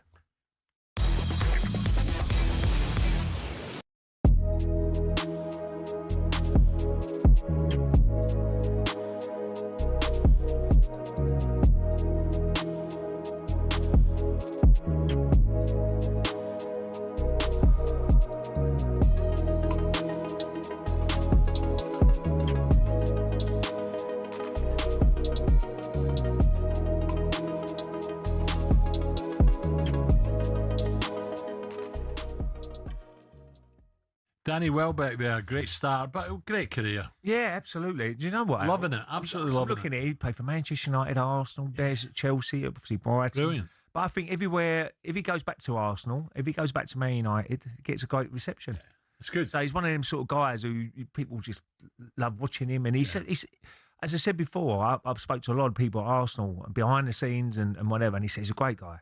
He's really good for the dressing room areas as well. And that's why probably Chelsea have invested in him to help the young players out as well. Speaking of Chelsea, this surprised me, and I think you, Ray, as well.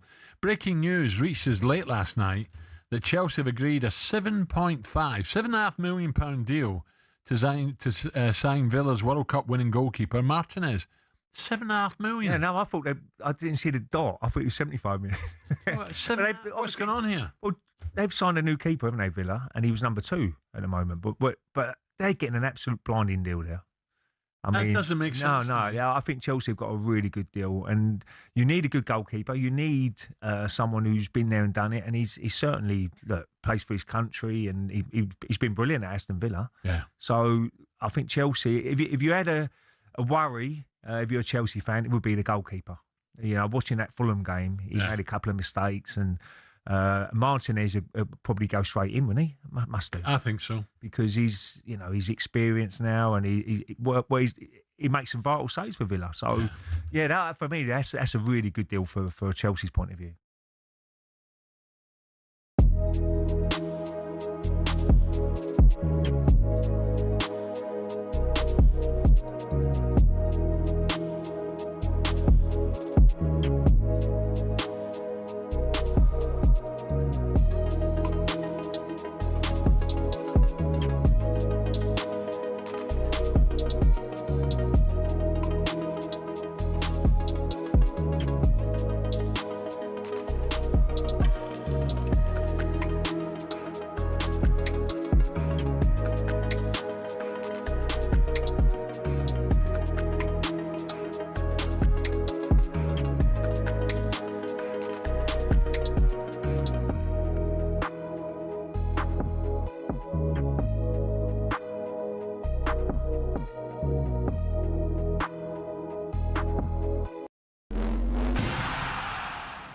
Here are some of the best sledges in Ashes history. Let's start in 1933, Douglas Jardine versus Yabba. Jardine, the notorious captain of the Bodyline series. Yabba, some bloke in the stands who became so famous he now has a statue at the SCG. When Jardine was swatting away flies on the boundary one day, Yabba yelled, "Oi, Jardine, leave our flies alone. They're the only friends you've got."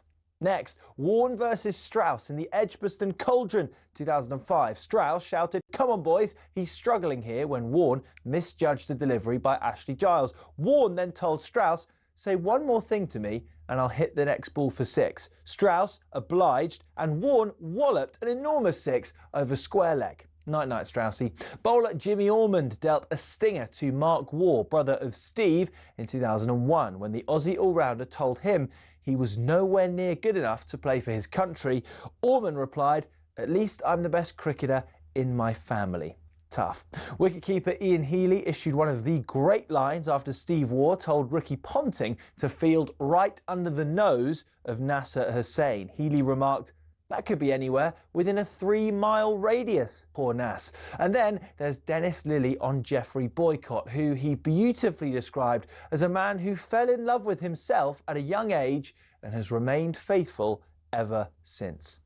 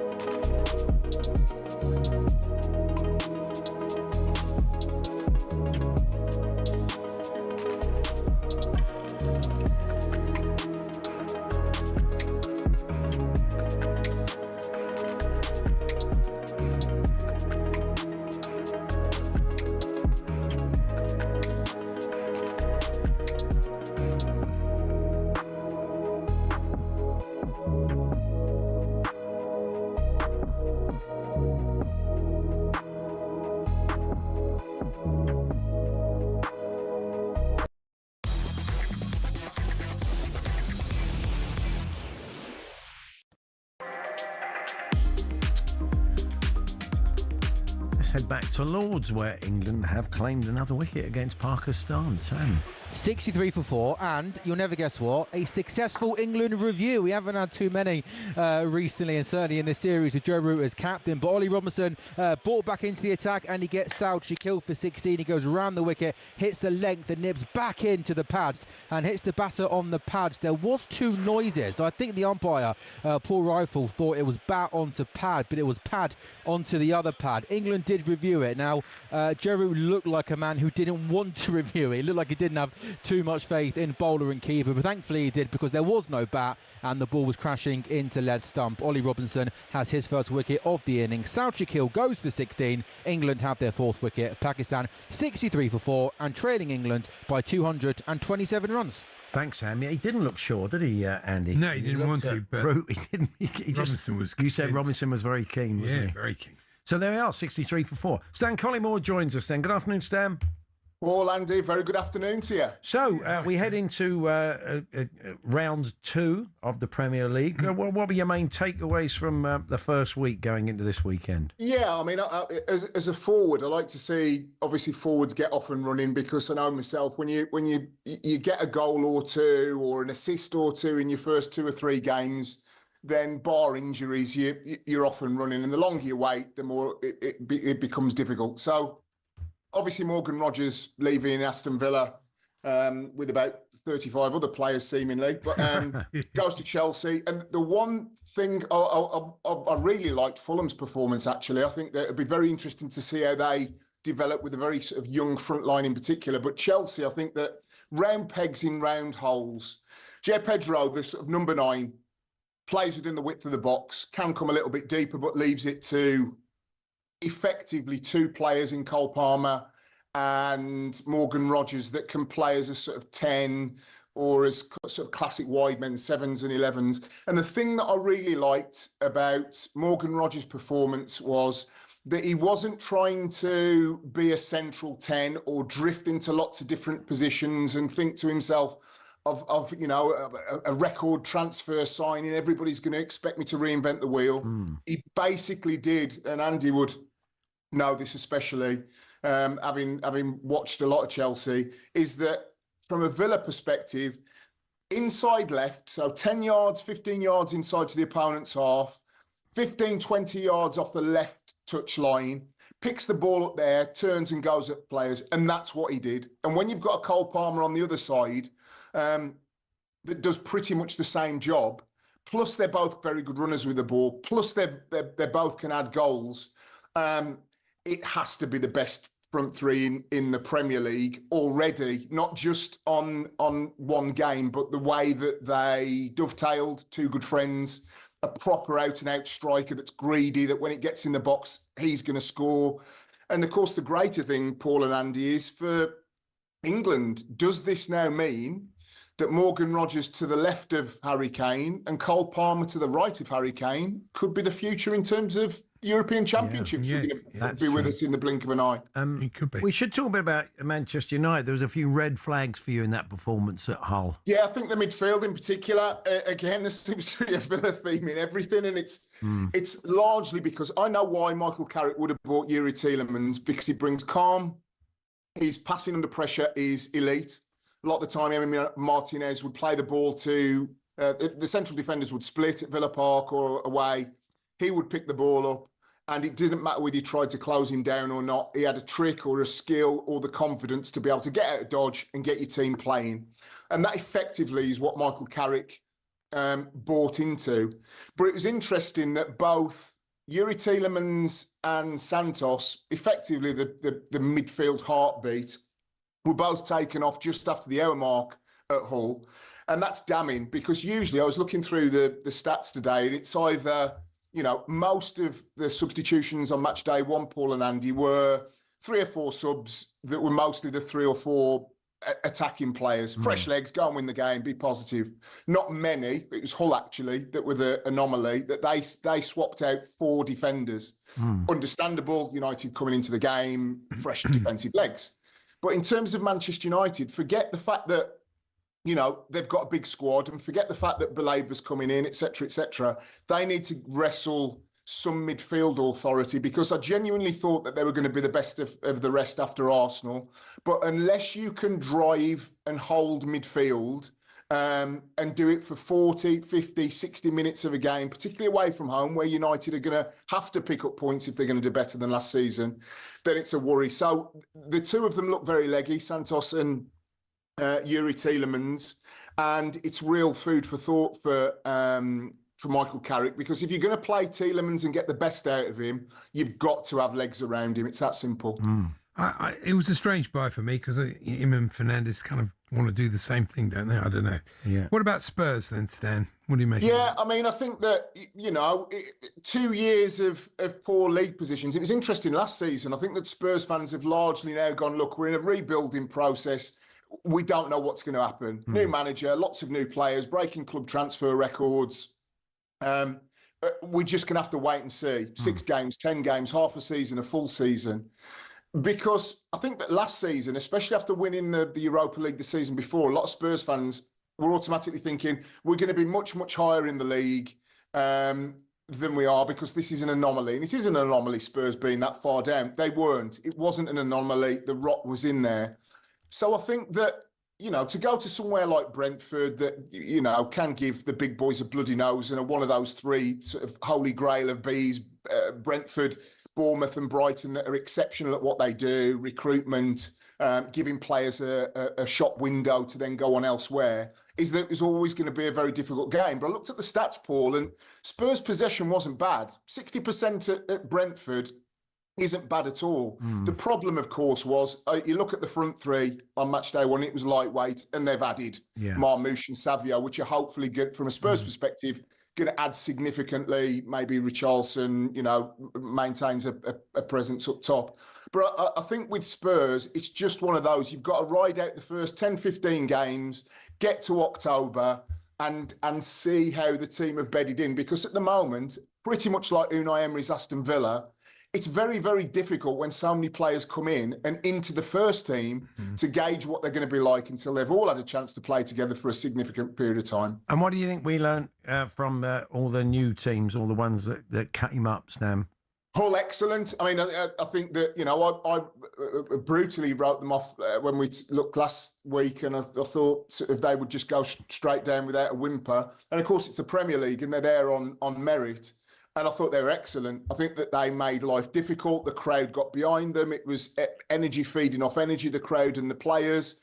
The players, I was interested to listen to 2 or 3 post-match presses of some of the players, and they said, we didn't like the way we've been written off in some quarters. It was borderline disrespectful. We're here on merit, and we wanted to show that. Now, it's one game, but if you can get points at home, it's going to be fascinating, because Cov play Hull, of course, at the weekend. So it'll be interesting from a Coventry perspective that we're away against the champions. You can't ascertain anything from that. What Coventry are going to be like at home. But for the 3 newbies, and there's no doubt in my mind that that's why Ipswich spent as heavily as they did, is that for Coventry, for Hull and for Ipswich, it's going to be, let's rack up as many points as we can, let's make it an intimidating place to come, and then see how many points we can get on the road. And I think that Hull now going to Coventry this weekend have almost got a free hit, because they can say, look, got a clean sheet against a team that are going to be in the top 4, we would imagine, Manchester United this season.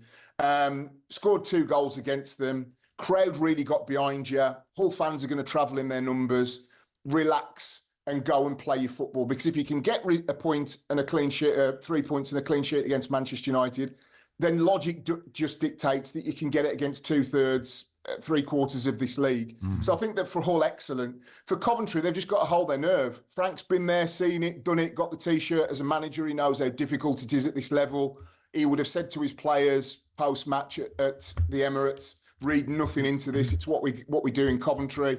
And of course, Ipswich getting a really good result at home against Sunderland. Again, front foot, crowd were behind them. I mentioned Dyson Maida that came from Celtic, lighting fires, pressing, hunting. All of those kind of things make teams that come a knocking to the 3 promoted clubs, make them intimidated when they come there. And that's what their main modus operandi is this season. When Ipswich host, when Coventry host, when Hull host, make life difficult for them. And if you do, then it becomes a difficult place to get a result. Good stuff, Stan. We'll touch on some of the other teams as we go through the Falls panel. Palace City, Liverpool, Forest, Spurs, Newcastle, the 3 games. We're going to get our predictions on. Jim Proudfoot's joining us, and our panel B through our talkSPORT listener this afternoon. That's all to come. We're here with Tool Station. Only got time for one stop. First stop, Tool Station.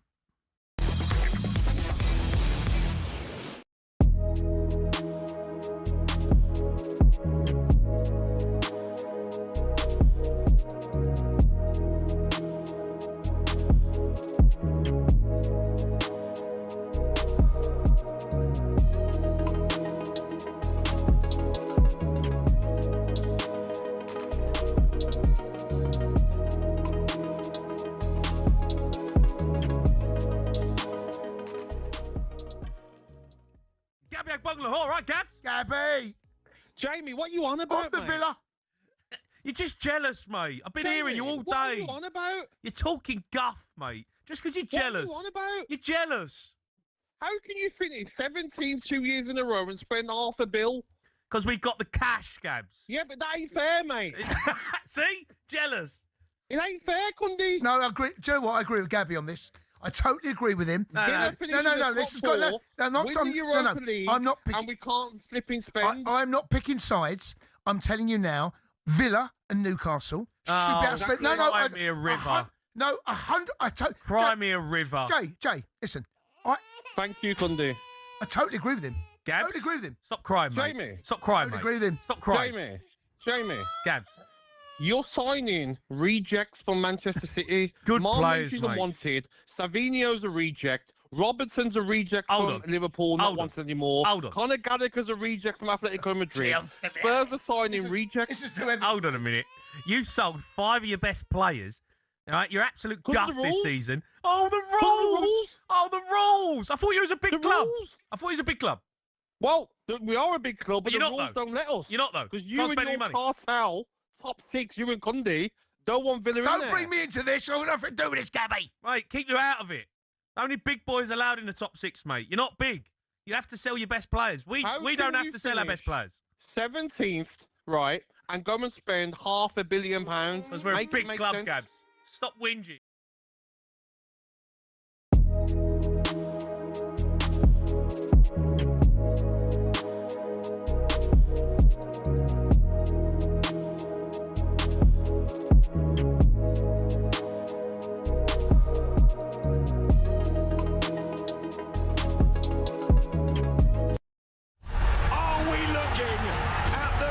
Of this sport. Try and pick up a few belts, eh? I'll throw him out of the ring.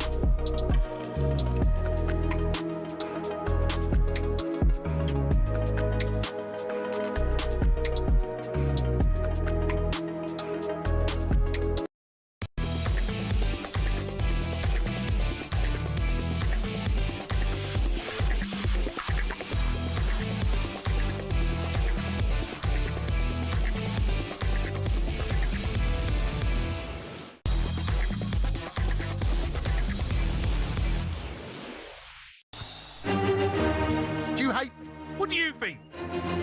Spurs, I'm afraid, have not been very good. Spurs are most definitely not back, Jamie. You sat there, opening day of the season, you got the Ange mask on. Of course I hate you. You're an idiot.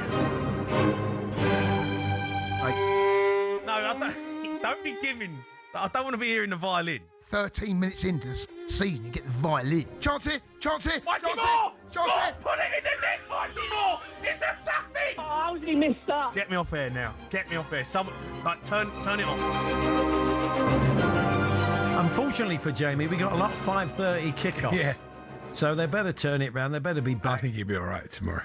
Get your calls into the game day phone in with Jamie R and Jason Cundy tomorrow from 5:30, of course. So it's a cruel listen. If you're not a Tottenham fan, it's cruel. It's funny. You can listen on talkSPORT or watch O'Hara struggle through Spurs v Newcastle live on YouTube or Smart TV.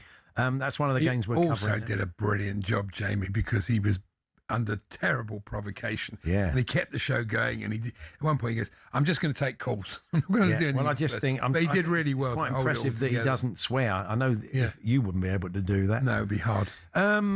Okay, so it's the Falls panel. We've got 3 games, 2 of which are here on talkSPORT live this weekend. We're going to try and predict the scores. Last week, this is how we fared. Andy's bottom of the table on 2 points. What a great start. Stan's on 3. Joe Shannon, our commentator's on 3. I got 4. I got a direct hit on one of them. So I got 4. And Matty, the Manchester United fan, for the callers, also got 4. So we're duking out very early days at the top.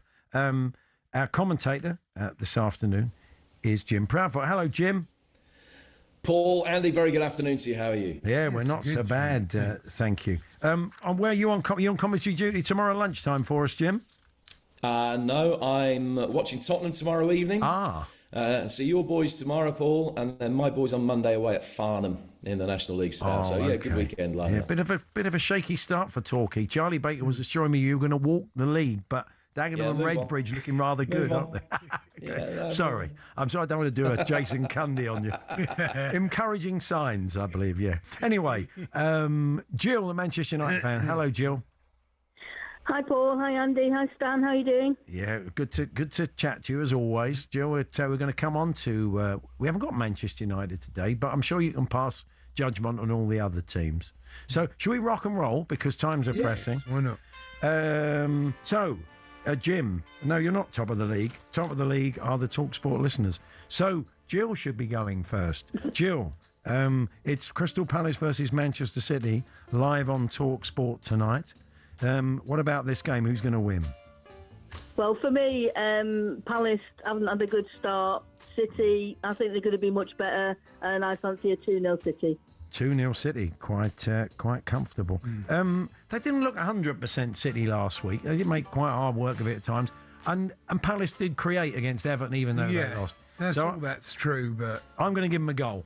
That's all I'm saying. I'll give them a goal, but I think City will win. I'm going to go 2-1. So next up will be Jim. Jim, what say you?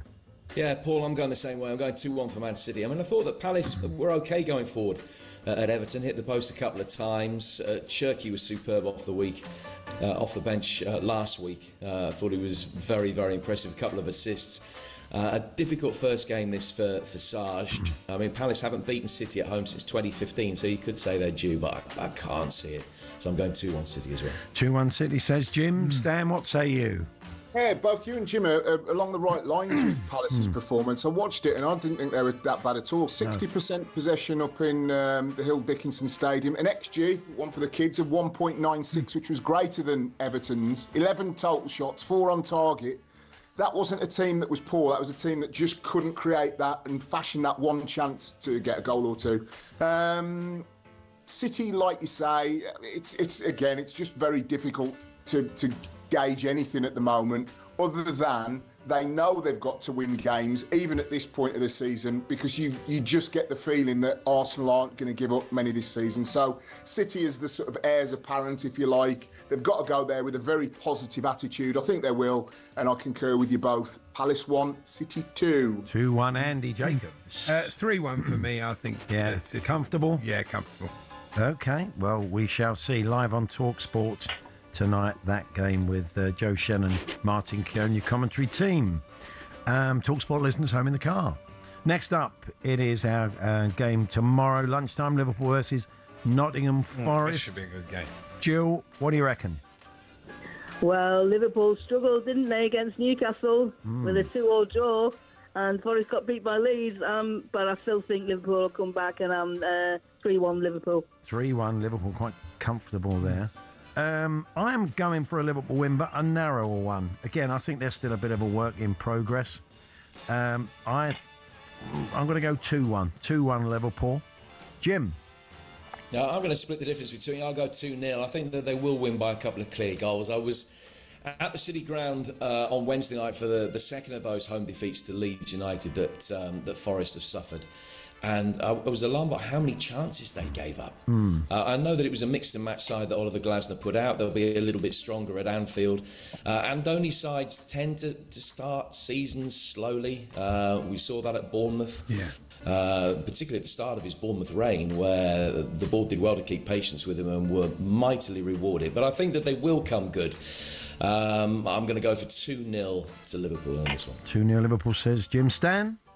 Yeah, Collymore Derby, first one of the season. Yeah. In terms of Forest, obviously they brought in Liam Delap to create chances and to score goals. Chris Wood's getting a bit long in the tooth, perhaps. He's had his injury problems. Igor Jesus, his goals-to-game ratio just isn't good enough. For Liverpool, I don't think there's any worries, particularly at Anfield or away, of them scoring. You saw that. They came back at very hostile, very emotional St James's Park last week. But I do not think that they are yet capable of putting a string of clean sheets together. They're just not good enough defensively. Liverpool 2, Nottingham Forest 1. 2-1, says Stan. And what about you, Andy? I'm a bit worried about Glasner. If they lose this game as well, he'll be gone by September. Yeah. Chairman, he's quite trigger happy. I can't see them getting anything here. 2-0. 2-0. Agreeing with Jim then. talkSPORT listeners home in the car. And finally, live tomorrow lunchtime game day match, of course, at 12:30. We'll keep you in touch with this one during Jamie and Jason's show. Could be very painful or not for Jamie. Jill, what do you think? Spurs Newcastle. Well, I'm agreeing with Stan where he said they've bought lots of players, but they've got to gel, they've got to fit. And also, I think Newcastle gave Liverpool a hell of a game. So I'm really sorry, Jamie, but I'm going to do a 1-1 draw. You're going 1-1. I'd love to go for the Spurs win, and I'd like nothing more, but for all the reasons Stan said, not Stansted, that's an airport, Stan said earlier on, I wouldn't be too upset with the draw. I want us to win, but we are a work in progress, betting in new players. I think Van der Ven coming back, a bit of pace at the back. We saw the pace Newcastle have. 2 each I'm going to go for. Jim, you're going to be there too. What about this one? Yeah, I got 2 each written down as well, Paul. I mean, Newcastle were very, very impressive on the counter-attack in that game against Liverpool. They've got pace to burn. The fact that Mickey van der Ven is going to be starting is clearly an asset. The 2 new boys are interesting.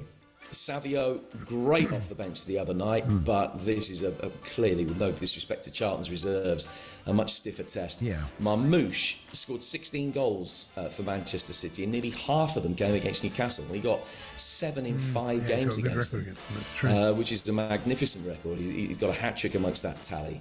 And so it's going to be interesting to see exactly how Spurs line up. And De Zerbi said last week that he felt that he had all the ingredients there, but they weren't yet a team. Has he been able to sort that out over a week? It'll be difficult. But I thought that although Geisler would have been frustrated the manner of the dropping of the 2 points last week with the penalty being given away, I think that there were quite a few things to build on. So I'm going to go for a 2-2 draw here. Good stuff. It looks like Kudus could be on the bench, trained with the first team the other day. Maybe he'll get a little cameo. They're getting a few more attacking threats back. But Andy, what do you think about this one? Yeah, I think Spurs will win this. I think, they just about will have enough, I think, for Newcastle. Although they've got a great record at Tottenham, they don't always play well in London. I think this will be quite tight. I think I'll go 2-1 to Spurs. 2-1 Spurs, says Andy, talkSPORT listeners home in the car. Fantastic. Thank you, Jill. Thanks for coming off the bench at late notice for us today. So we'll catch up with you soon. Thank you.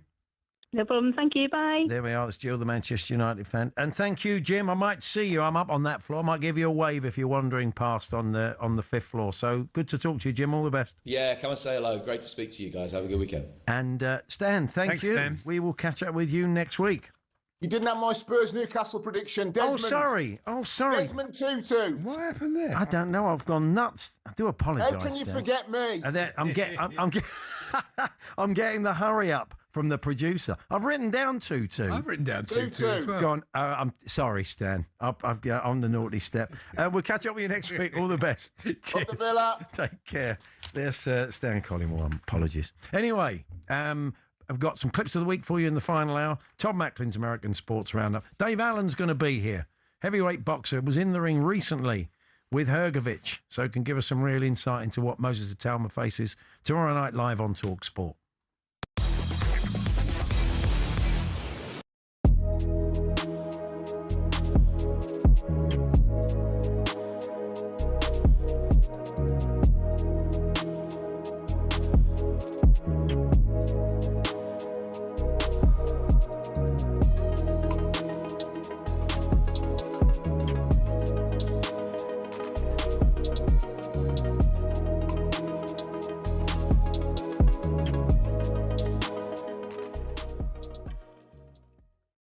The only ones that don't ever work. Fine.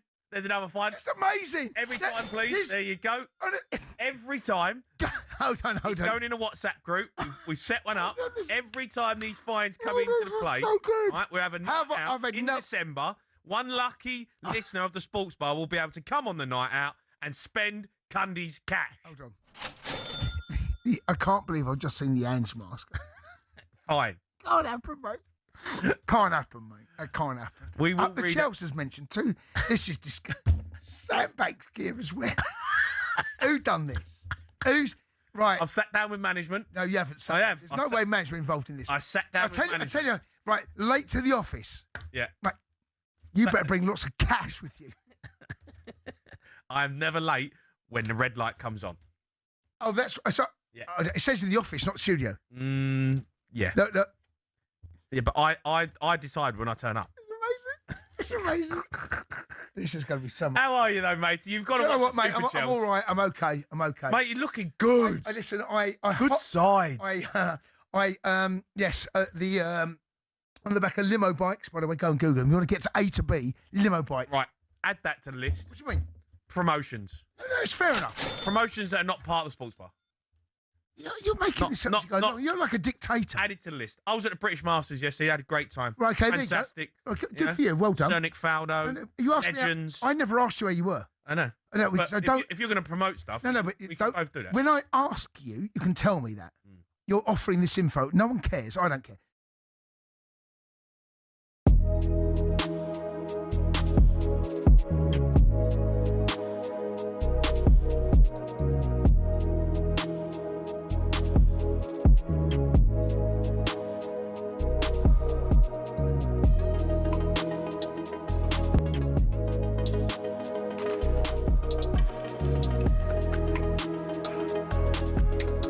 talkSPORT Sports Update with NordVPN, our fastest, most advanced VPN for digital privacy and security. 3:03. Good afternoon. Let's start at Lord's. For all the drama off the field this week, Joe Root's men seem to be doing the business on it until it starts raining. Sam Ellard. Yeah, unfortunately, we're off for rain. It's absolutely tipping it down here at Lord's. So we're off for rain midway through the afternoon session with Pakistan 81 for 4. The ball before the rain came down, Jofra Archer thought he got Azan Awas. He went around the wicket. Good length ball. A little bit of extra pace and bounce off the pitch. The umpire thought it took the outside edge. He was given out on field. The Pakistan batter reviewed immediately as everybody ran off the pitch because of the rain, and the replay showed there was no bat, no glove, and it went through to the keeper. So Azan Awas is not out. So yes, some rain here unfortunately, and the forecast not great for the next hour or so. Azan's got 43, Rizwan's got 1. Pakistan 81 for 4, trailing England by 209 runs. Thank you, Sam. Elsewhere, Sunderland can look forward to a trip to the San Siro in the Europa League, whilst Bournemouth will host AC Milan in the group stage as well. After Man United's midfield were left exposed against Hull, Michael Carrick's waxed lyrical about Carlos Baleba. And listen, we're delighted to have Carlos. I think this is a really exciting signing for us. I think the quality that he has, the attributes that he has, that offsets a little bit of the balance of the group that we've got. Different strengths, different combinations, so for us to have that, absolutely delighted to have him. But the midfielder will be out for a few weeks with an ankle injury. Baleba's former teammate Jack Henschelwood is set for 6 weeks out with an ankle injury of his own. We're told Nicholas Jackson will be eligible to face Arsenal on Monday night, live on talkSPORT, as he completes his £65 million move to Aston Villa. And around 750 5- and 6-year-olds have had football matches in Scotland called off this weekend by the Central Scottish FA after an explosion of unacceptable violence on touchlines. Cases included one coach headbutting an official from another team at a football festival and one young player being subjected to such abuse that authorities were alerted. Sports Minister Mary Todd warned that arrests would be made if parents could not control their behaviour. talkSPORT News. Recent violence in the northeast has been branded terrorism, and 2 teens from Surrey are among the 33 British tourists still missing after the Nepal floods. Emma has more in half an hour. talkSPORT weather with QuickFit. This summer, treat yourself to Bridgestone Turanza all-season 6 tyres with a 25,000 mileage guarantee. Book today at quickfit.com. Conditions apply. Heavy rain continuing in Scotland and Northern Ireland. Sporadic but heavy showers across England elsewhere, with some sunny spells mixed in.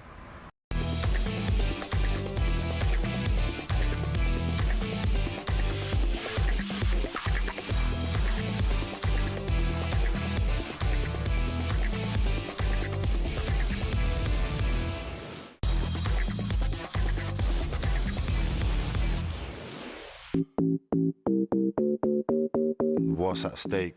Of course, it's the biggest fight of my life. There is the destructive power of this exciting teenager. He's the best I've seen since Muhammad Ali. Moses Italma gets the biggest win of his professional life. Moses Italma! Oh, that's it! Overcoming Ronaldo with Franklin, and now Moses Italma bows to his crown. This is the hardest fight. Like professional, amateur, the threat, the opposition. With respect to Filip Hrgović, Moses Italma is going to go through him. I don't buying that story, that hype. I'm not buying that. Don't buy it, you'll see it. Yes, it's live on talkSPORT tomorrow night. Hrgović versus Italma. Our top team will bring it to you. Part of our top team, the man who was in the ring earlier this year with Filip Hrgović. It is heavyweight Dave Allen. Hi, Dave. Hello. Yeah, so you felt the power, as they say. You went in Doncaster back in May. What was that experience like? Big Phil's really good. He's a really good fighter. He's a world-class fighter. I think he's probably somewhere around the top 5. He really is a top-class fighter, amateur and pro, Olympic bronze medalist. As a pro, I don't think we've seen the best of him, actually. Wins over Zhang, past his best Joe Joyce, myself. And David Adelaide never really gone past British title level. So, but you're looking at the heavyweight division, you still put him in the top 5 because it's probably a bit thin, to be fair. But he's a bona fide top class heavyweight. So it's a good test for Italma.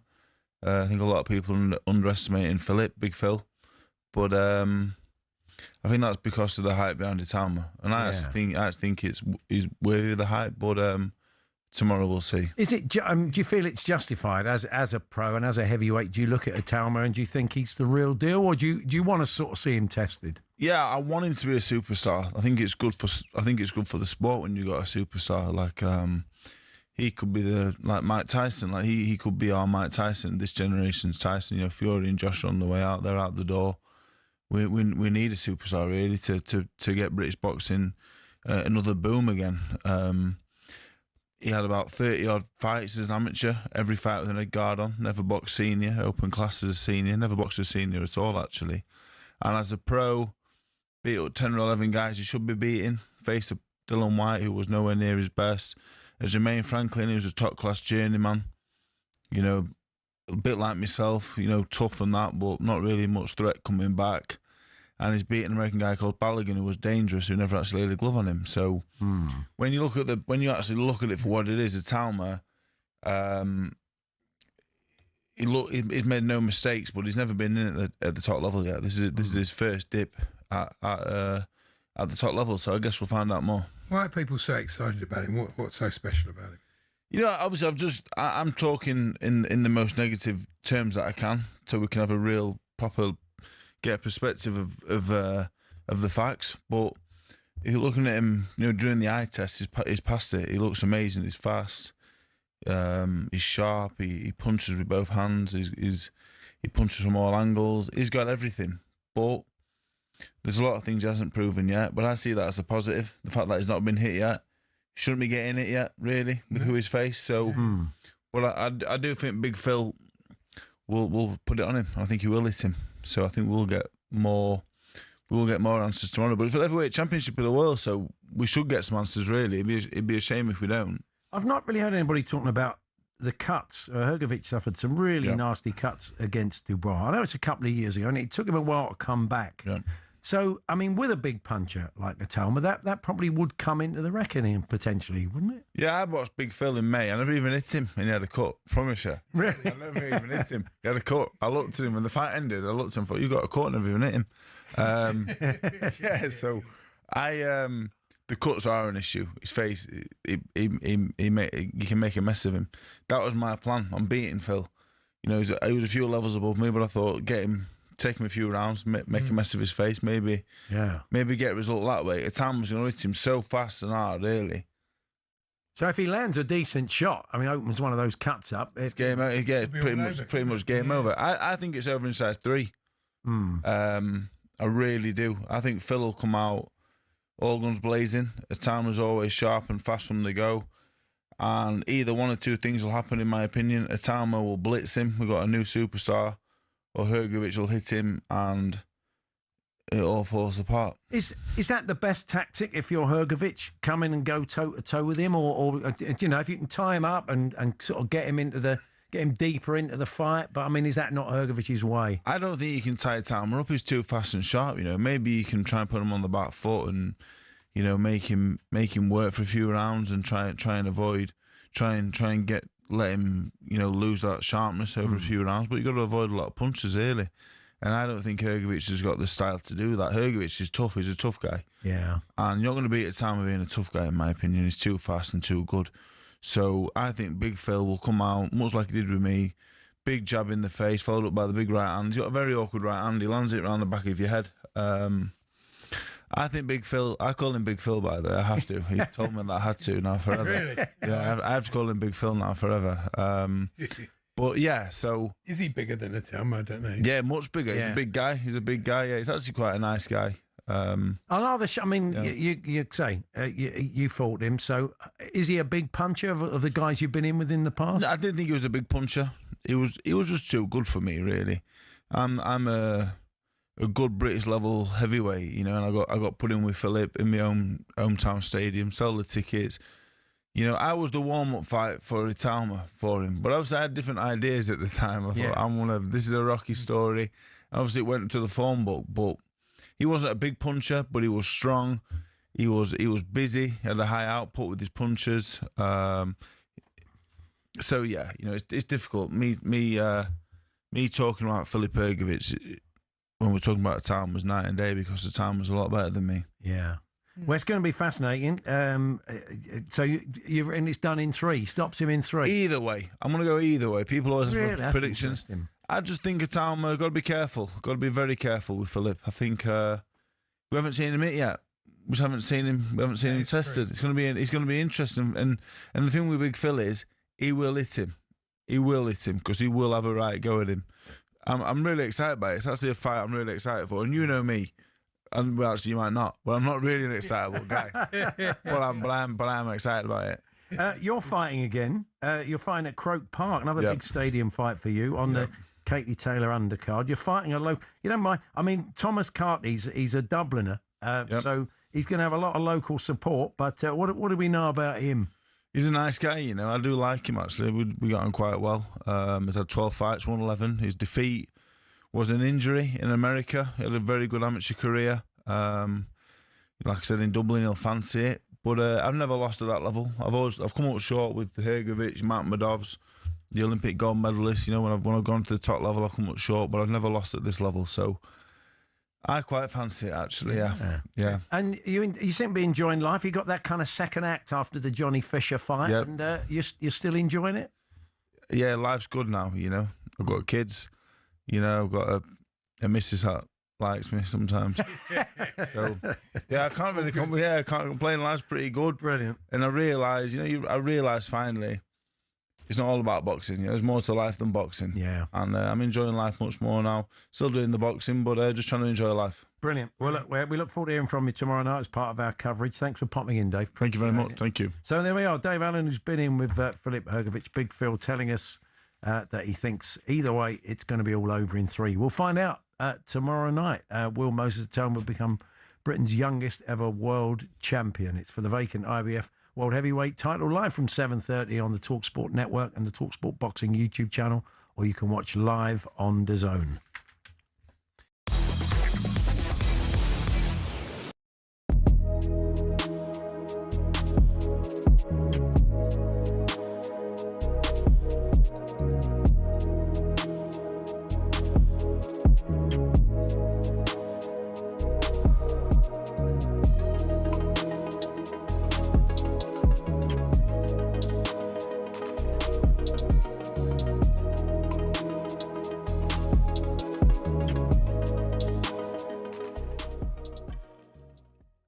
Said that if Chelsea sell Enzo Fernandez, then they'll need to replace him. I said I'm not as worried about that as some people are.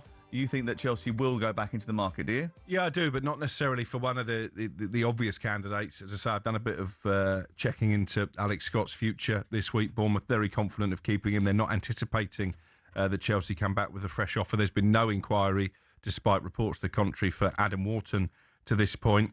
One new name emerging overnight is Lamine Camara over at Monaco. It would probably only cost in the region of £50 to £60 million. Young, up-and-coming player, fits the Blueco model, really. And obviously, if they were to sell Fernandez for £125 million and sign him for £60 million, then that is a decent profit. I don't think it's urgent, and this is why. Chelsea are going to play only about 50 games this season. They're not in Europe, so they'll play League Cup, FA Cup and Premier League, but that's it. Reece James and Caicedo play in a system in which they will always play. Right, they will play. James is going to play in midfield. He's always fit, Reece James, isn't he? I'm just. He was fit last season for most of the season, apart from the World Cup. Until we got to the World Cup, yeah. He played for Chelsea for most of the season, I think. But one of the reasons he's playing in midfield is because of that reason, right? Because he can't go up and down and play like a wing back anymore. He certainly can't play at the demanding role that is going to be asked of the wing backs in the Xabi Alonso system. So playing him in the central midfield position makes sense, right? He played there last night, played there Monday night. Caicedo will play every game alongside him. If one of those two aren't there, Lavia will step in and play. Always fit as well. Henderson will step in and play. Barco, who played in there last night, was very good. He'll step in there and play. And even Jarell Harto has played in there as well.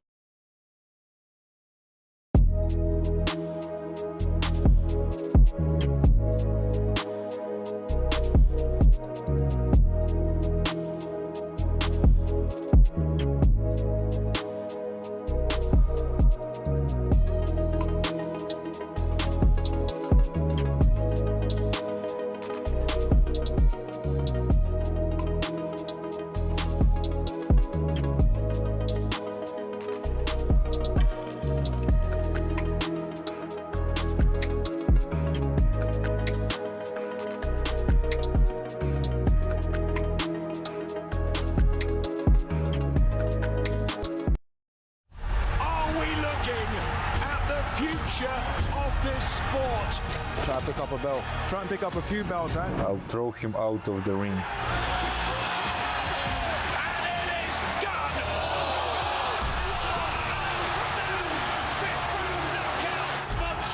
Right hand, and down he goes.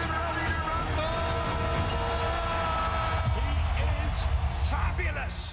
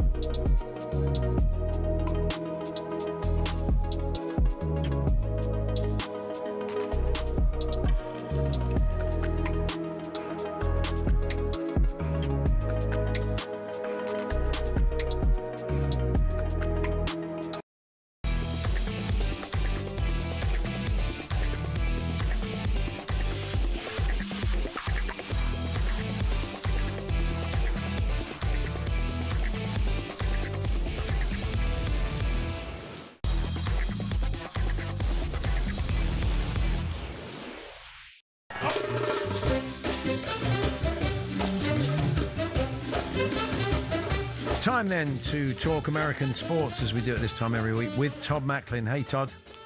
Hi, boys. Now, they've often talked about the Community Shield game in the past to drum up the interest, being an all-star game. The idea that, fans and journalists or whatever would pick their favourite players of the previous season. They'd all go out and play rather than it just being, a couple of sides from the Premier League, FA Cup, etc. But it's in these sort of times, it's so much harder to put an all-star game on. And that's effectively what has happened in the NFL. The Pro Bowl, which was effectively their all-star game, has been binned after all these years. It had been flag football for the last few years. It's always been a jolly for the players in Hawaii, I think. Yes, that's right. So that kind of died. And it's kind of death by 1,000 cuts, but it just proves that, especially in contact sports, because I know hockey's had the same problem, it's really difficult to have a kind of all-star game, isn't it, Todd? Incredibly difficult. And I think the Pro Bowl dates back to something like 1938. So this isn't right. Like this has got, this has had a long-term history to it. But you're right. Like of all the all-star games of our sports in North America, it's the one that didn't translate just because of the physicality of football. And then you're playing this game at the end of the year. And it's guys that, aren't still in the playoffs, right? Because it was played before the Super Bowl, the week before the Super Bowl. So it's the guys who didn't make the Super Bowl. As any point to, guys went in the beginning because it was in Hawaii. But once they took it away from Hawaii, guys are like, hey, I don't care about this anymore. So, yeah, the game is gone. You'll still be a Pro Bowl selection, which is still a big deal to a lot of players. Like being a Pro Bowler is a big deal. Some people have it written into their contract, whether you're an All-Pro or a Pro Bowler. So you'll still get recognized as a Pro Bowler. I think they're doing some sort of ceremony in Los Angeles. Again, the week before the Super Bowl. But you're not going to have to play the game. Even in a relative non-contact sport, and I know it's relative, like basketball, that's a bit not quite what it was, is it? I mean, I suppose baseball still carries it off, doesn't it?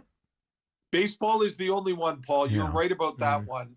Basketball, yeah, because no one plays defense. And even as great as it is to see someone dunk or hit 8 3-pointers in a game, when they're not playing defense, it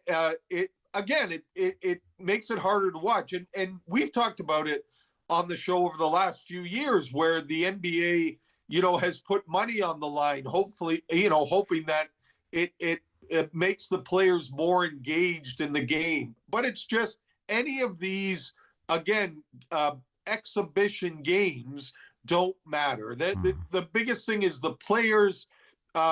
They outside of baseball, as you pointed out, the other sports, just the players just are not engaged in them. And that translate to the fans? So if the players aren't engaged in them, why would the fans watch? No, and that's sure. what we're seeing. Now, you mentioned football obviously as a contact sport, and some really worrying new research from Harvard Medical School. Families of NFL players who've died have been donating their family members' brain to research groups, as has been happening in sort of football and rugby and other sports around the world, contact sports.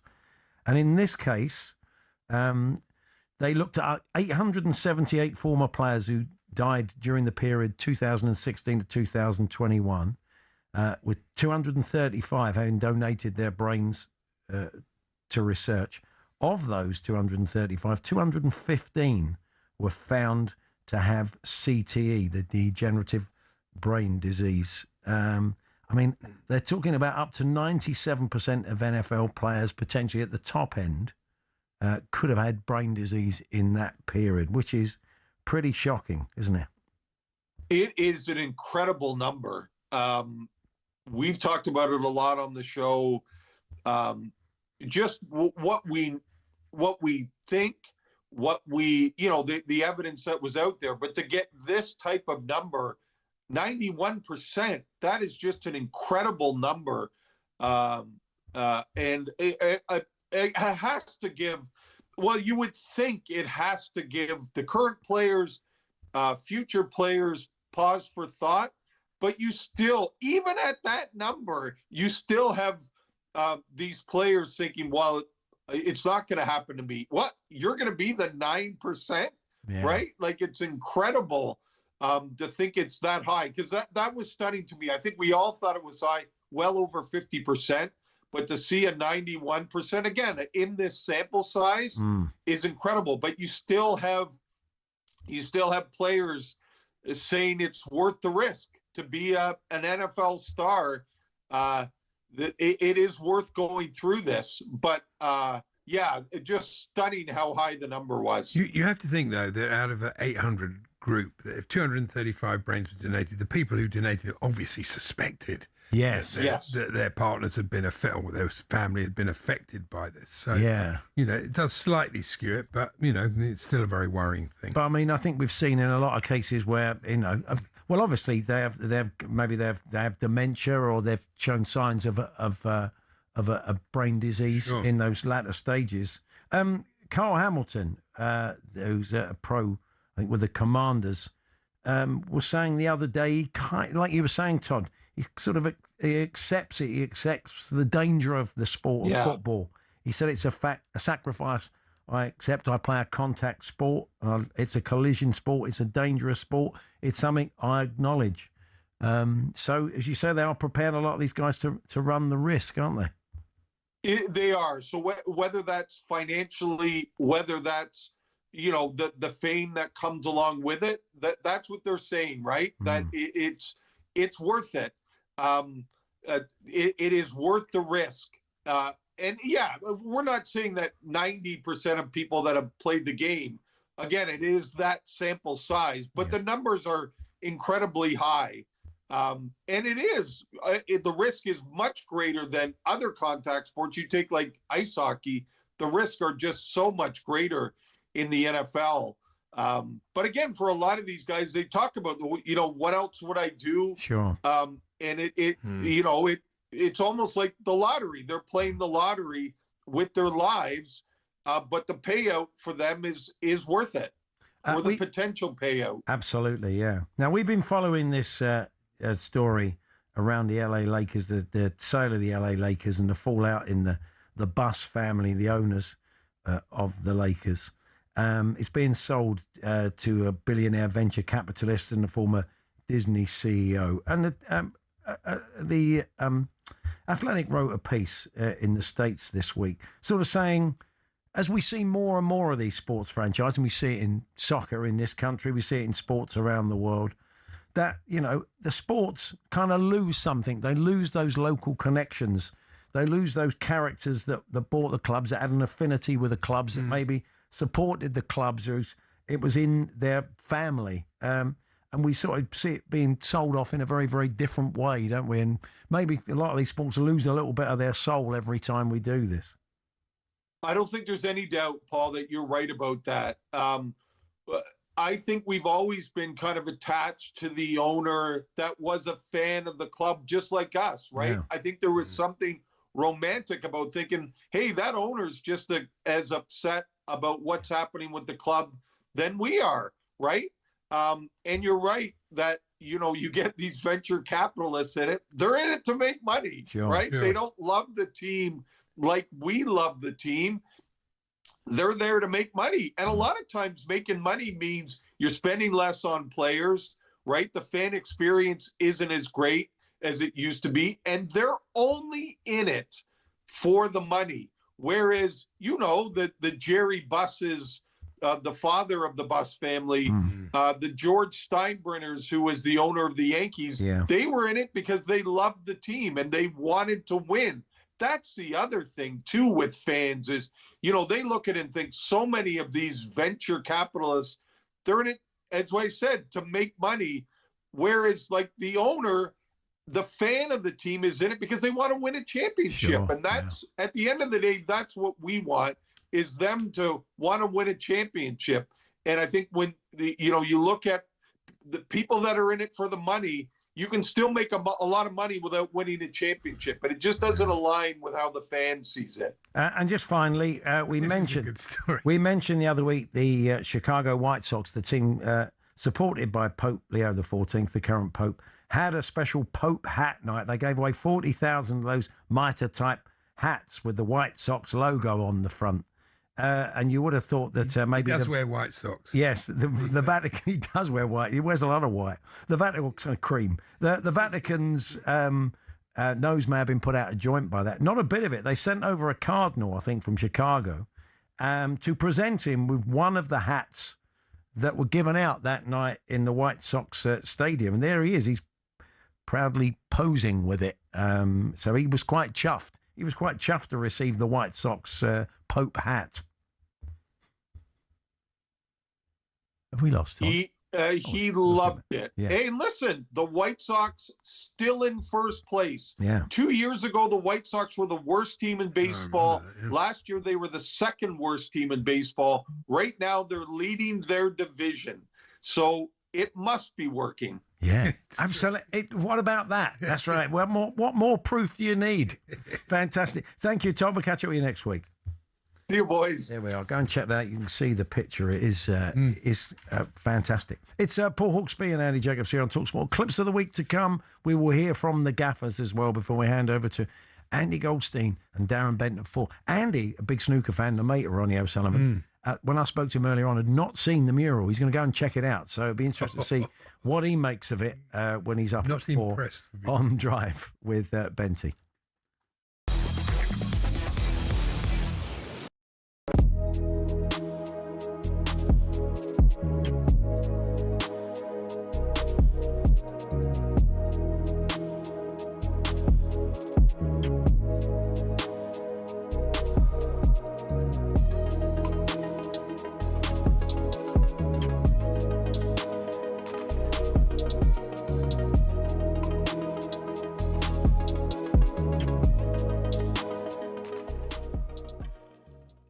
Emmanuel Petit joined the station yesterday and spoke on the difference that he could make to this Liverpool side.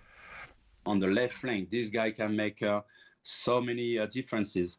And this is what missing as well with Liverpool, the speed, something that can be fast, running with the ball, that can not scare, of fighting against defenders. And this is exactly what they are missing at Liverpool. They have good players, but they need, modern football is based on the fast players, who can make this decision within a few seconds, can make differences, with the ball. And I don't think many players, at Liverpool actually for that. Well, he's right, Gabby, isn't he? Oh. I mean, it's not all about pace, but I tell you what, nowadays, if you pace kills, Ali. Oh my goodness! Come on. Well, you know better than MD. You know better than MD, mate. Pace kills, Ali, and Liverpool would be interesting how they set up now, Ali, with Barcola in the team, because they could half in certain games, Ali. Sit back a little bit, Yeah. Yeah, bring the the only- opposition out and I agree, Barcola on the counter. I agree with you. However, I think that'd be very, very difficult to do for any Liverpool side at Anfield. Yes, because I'm not more sure away from home. The fans just, and quite rightly, encourage them to go and attack, and have been used to that for years and years. So I hear what you're saying, but I think it'd be That very threat difficult. though as well, Ali. You know, like just having that pace. Yeah. Like Sean says, it scares defenders. Of course it you know, does. you're okay. Right side centre half's got to squeeze over and double up on Barcola. You can't leave him 1v1. He's ripping any defender in the Premier League 1v1. He's unstoppable, Ali. You can't be quick and tall and long strides and everything. Like he's a different animal.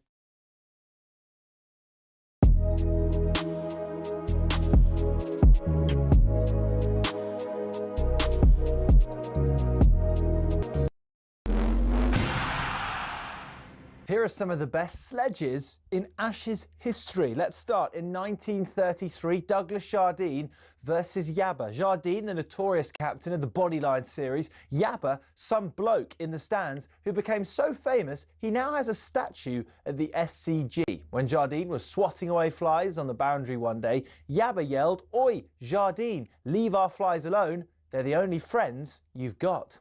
Next, Warne versus Strauss in the Edgbaston Cauldron 2005. Strauss shouted, "Come on boys, he's struggling here," when Warne misjudged the delivery by Ashley Giles. Warne then told Strauss, "Say one more thing to me and I'll hit the next ball for 6. Strauss obliged and Warne walloped an enormous 6 over square leg. Night-night, Straussy. Bowler Jimmy Ormond dealt a stinger to Mark Waugh, brother of Steve, in 2001 when the Aussie all-rounder told him he was nowhere near good enough to play for his country.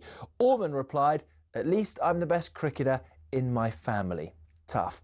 Wicketkeeper Ian Healy issued one of the great lines after Steve Waugh told Ricky Ponting to field right under the nose of Nasser Hussain. Healy remarked, "That could be anywhere within a 3-mile radius." Poor Nas. And then there's Dennis Lilly on Geoffrey Boycott, who he beautifully described as a man who fell in love with himself at a young age and has remained faithful ever since.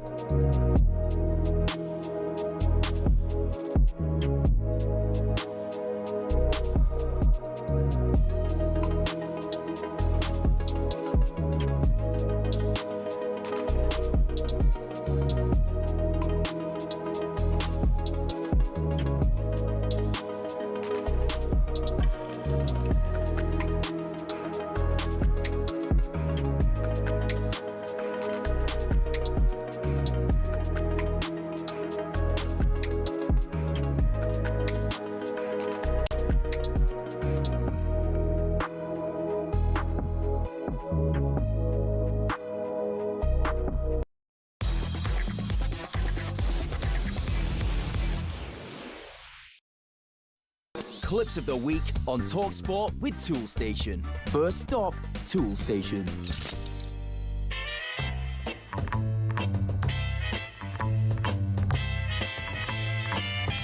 talkSPORT Clips of the Week. Yes, Clips of the Week time with our good friends at Toolstation. Andy, why don't you get us underway? I'd love to. And we kick off this week with Alex Crook watching West Ham. Manor Solomon, Arna Engels, the summer signing from Celtic, and Tati Castellanos, all called off the bench by Nunu. Nunu, I like that. Isn't he in Pingu? I should call him Nunu. It makes him look a lot friendlier, I think. Here's Alan Brazil on breakfast talking Liverpool. What about Liverpool? Liverpool are about to lose Gapco. No, I think that's a good signing over by Gapco. Oh, well, I Who's do like Gapco? Gapco. If you make all those fleeces with their names on the front, you can buy them online. Their outlet store. Yeah, that's always a bargain there. Tremendous. That's it. Yeah, the gold Gapco. This is Forest manager Oliver Glasner, and it sounds like his players will need to up their sartorial game. They certainly will. I faced this, to be honest, at every single club. Yeah, that there were a few tough moments, especially at the beginning, but after a certain time, we started to improve. Well, there we are. That's all it takes. I'm sure Oliver just said after results started to improve after a shirt and tie. Did he say that? Yeah. A shirt and tie. He did say a shirt and tie. Well, you know, it's much smarter than. So if they just smarten themselves up, the Forest players, get out those tracksuits and get back in the club blazer, they'll start winning some games. And let's get the news now with Amelia Beltrao. Back here, ministers are looking at fundamental reforms to the energy market. It's after the regulator increased the price cap. Yeah, I think that was quite expensive. That was most people's take on the increase of that, wasn't it, really? Back to Big Alan, here enjoying a bit of culture alongside Ali McCoist. Can't be that, can you? Do you know what? We're getting old. I was watching Andre Ria. Yeah, it's good to know that he struggles with those musicians' names as much as he does with the footballers, isn't it? Is it Ria? Is it Ria Ferdinand? Oh, it's a Gruyere there. Yeah. Anyway, this is an Everton caller to talk sport. Well, when I say concerned, to be honest with you, I've been a season ticket for over 45 years. Oh, okay. Yeah. Is that like one of those outfits they wear for the marathon? Yeah, for the marathon. He goes as a season. He goes as a season ticket. Nice. It's all on the app these days. He's probably ruined his costume, hasn't it? Let's get a very quick quiz now with Darren Bent on Drive. And the second man on the moon, Benty. Buzz Aldridge. Buzz Aldridge, that's right. Aldo, as he was known to Neil Armstrong and Michael Collins, of course, on Apollo 11. Little Tash. We all remember that little Tash, don't we? Was it John Collins, wasn't it? Oh, John, was it? No, it wasn't John Collins. Got me at it now. Sam Matterface now. Collins John either. No, not him either. No. Sam Matterface now, chatting about Hull City's media mogul owner. They've got a charismatic owner. We had him on the programme yesterday, Achuni Lakali. He runs the whole thing. He works social media like he's producing an episode of one of the big-name programmes that he's in charge of in Turkey, MasterChef, Dancing with the Stars. Dancing with the Stars. Who won it last year? Johannes and Harrods. Oh, OK, that's it. My money was on M&S, but strangely it all went wrong. They lost a Poundland in the dance-off, didn't they, really? This is Early Breakfast, Katie Shanahan discussing her motoring issues. I'd just gone to the garage and they didn't put the wheel on properly. They didn't tie it on well enough. I'd go to a different place if they're tying the wheel on. Ideally, I want to see it. I want to see it bolted on. I want to see any rope, however good the knot is. The other thing was, when you're talking about tyre issues and motoring issues, why do you choose George Benson's "Give Me the Night"? No idea. To bubble under. I've got absolutely no idea. Anyway, what's next? It's Simon Jordan talking Spurs. Well, we think. Yeah. The ownership model that Daniel Levy worked within is the same ownership model that exists now. I don't care whether Daniel Levy's in charge of Tottenham Hot Knot. Who are Tottenham Hot Knot? Tottenham Hot Knot. Well, we haven't been particularly hot. We'll find out tomorrow if we're on our way back. And finally, it's Alan Brazil again, here chatting to European football expert, our old mate Julian Laurent, about last night's Champions League draw. Fantastic. What about some of the ties, some of the groups we've got here, Julian? What do you reckon? Let's look at Madrid first of all. What do you make of PSG's group? Hey? What do you think of Supertramp? One of those. Come on, Real Madrid. What do you think of PSG? So much to squeeze in. There we are. Thanks for everybody who suggested clips that were played this week. They were Adrian Durham. Yes, that one. Yes. Nick Ellaby, Jez Dobbs, Kev Burgess, Michael Fawcett, Richard Halstead, Roger in Durham, Richard from Branston, Nathan Sykes, Marvin Happe, and Stuart Armour, all suggested clips that were played this week. If you hear a clip on talkSPORT over the next 7 days, please do send it in to us, talksport.com/H&J. Text it to 81089, tweet it to TSH&J, TSHANDJ. We need a day and a time when you heard it go out, so we've got a fighting chance of tracking it down, and if it's played like those guys, you will get a mention. If you want to hear the clips of the week again at your leisure, it's available as a podcast. It'll be up in about half an hour's time, and you can listen to a whole raft of previous clips of the week. They're all there. So you can also get those on the talkSPORT app. And the H&J Daily with some of the best bits of this afternoon's show, featuring the author of a new book who has taken on all the mad crackpot sports in this country. It was a good chat with James Holden. And Dave Allen gave us his big fight verdict. He's going to be part of our team, the British heavyweight, who was in with Hrgovic only a few months ago. So Dave was on good form. So that's some of the stuff. In case you missed it, you'll be able to listen to on the H&J Daily podcast again. Available wherever you get your podcast. But for now, they were the clips of the week, thanks to Toolstation. Clips of the week on talkSPORT with Toolstation. First stop, Toolstation. We're going to hear from the gaffers very, very shortly. We also asked Andy, we showed the... we were talking about the new graphic they're using on Sky to show bowlers' actions. And rather showing the bowler, they show... basically a skeleton, don't they? Skeleton, yeah. They show a skeleton of the two bowlers and to kind of show their their body movement. So the listeners have gone a bit puntastic, as they like to do on a Friday. Kenny, who's sheep farming in Fife, gives us Fred True Mandible, Femur Lithran. Ian gives us Josh Skeletong. We should have gone for that one straight away. Boney Morkel. You have to say it like that. Lance Ribs. That's very Rob gives us X-Ray Illingworth. That's very good. Stephen Hemmel, Samit Patella, and Liam gives us Sachin Tendulkar. There we are. That'll do. That'll do us. Coming up next, we said we'll hear from the gaffers, and we'll hand over to Andy Goldstein and Darren Bent at 4 with Drive. But they were, as we said, the clips of the week with Tool Station, and I think we can. I'm delighted to say, venture back to Lords to get an update and news of a wicket for England against Pakistan. Sam Ellard. Yeah, we were off for about 20 minutes because of rain. Back on an England strike after the delay. Jofra Archer should have got Mohammad Rizwan, who played a really, really loose drive, chasing a ball way outside his off stump. There was an inside edge that went past the stumps. Ollie Robertson, though, got him in the following over. And another successful England review. Ollie Robertson getting a ball to jag back in off the seam to Mohammad Rizwan. Also kept a little bit low. Hit him on the back pad. No great foot movement. Given not out on field. Credit to Jamie Smith behind the stumps, who often has been criticised for maybe not being focal enough behind the stumps with these reviews. He's got the best view in the house. He told Joe to review it, and it was the correct decision. The ball was hitting the stumps. 3 reds. Mohammad Rizwan goes for 7. Azan Awas, who opened the batting,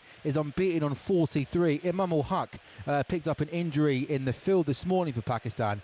He's yet to bat for there. We've got no confirmation yet from Pakistan if he's going to be able to bat at any point in this test match. That means that Ali Usman is batting a bit higher at number 7. England well on top in this test match. Pakistan now 95 for 5, trailing England by 195 runs.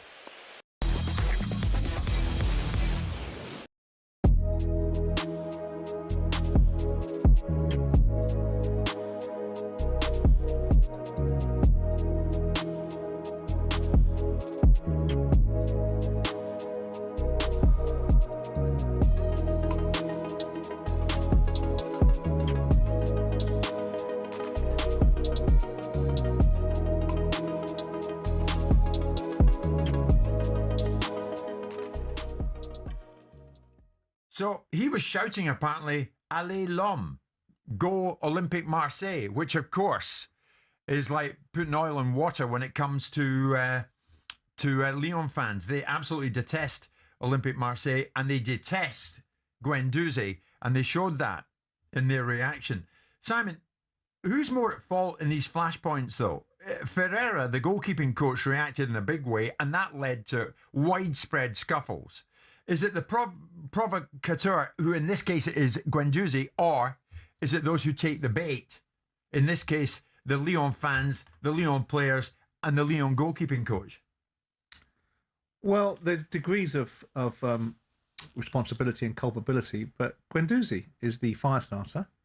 Guendouzi's behaviour, as it was when he played in this country and decided that he could run around a football pitch telling everyone how poor they were in comparison to him, which ultimately got him shipped out of Arsenal. Who did he tell that how much he earned?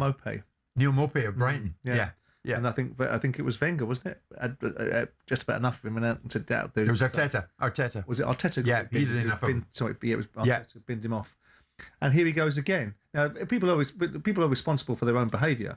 So everybody is culpable, and everybody in terms of the professionals on the field, the players, and the support staff that have got involved should have a consequence for it. Yeah. But he should have the primary consequence, because without his provocation, without his antagonising nature, without his ridiculous over egging of the pudding and baiting and inflammatory, the fans are not professional footballers.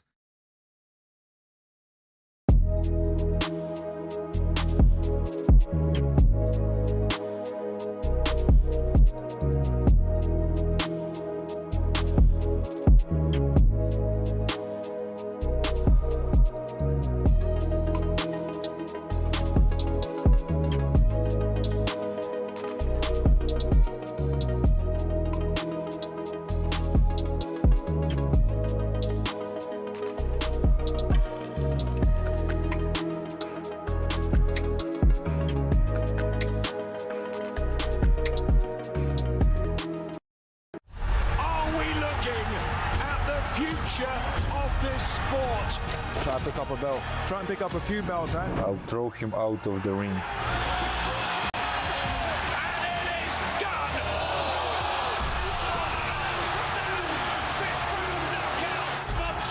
Right hand, and down he goes. He is fabulous.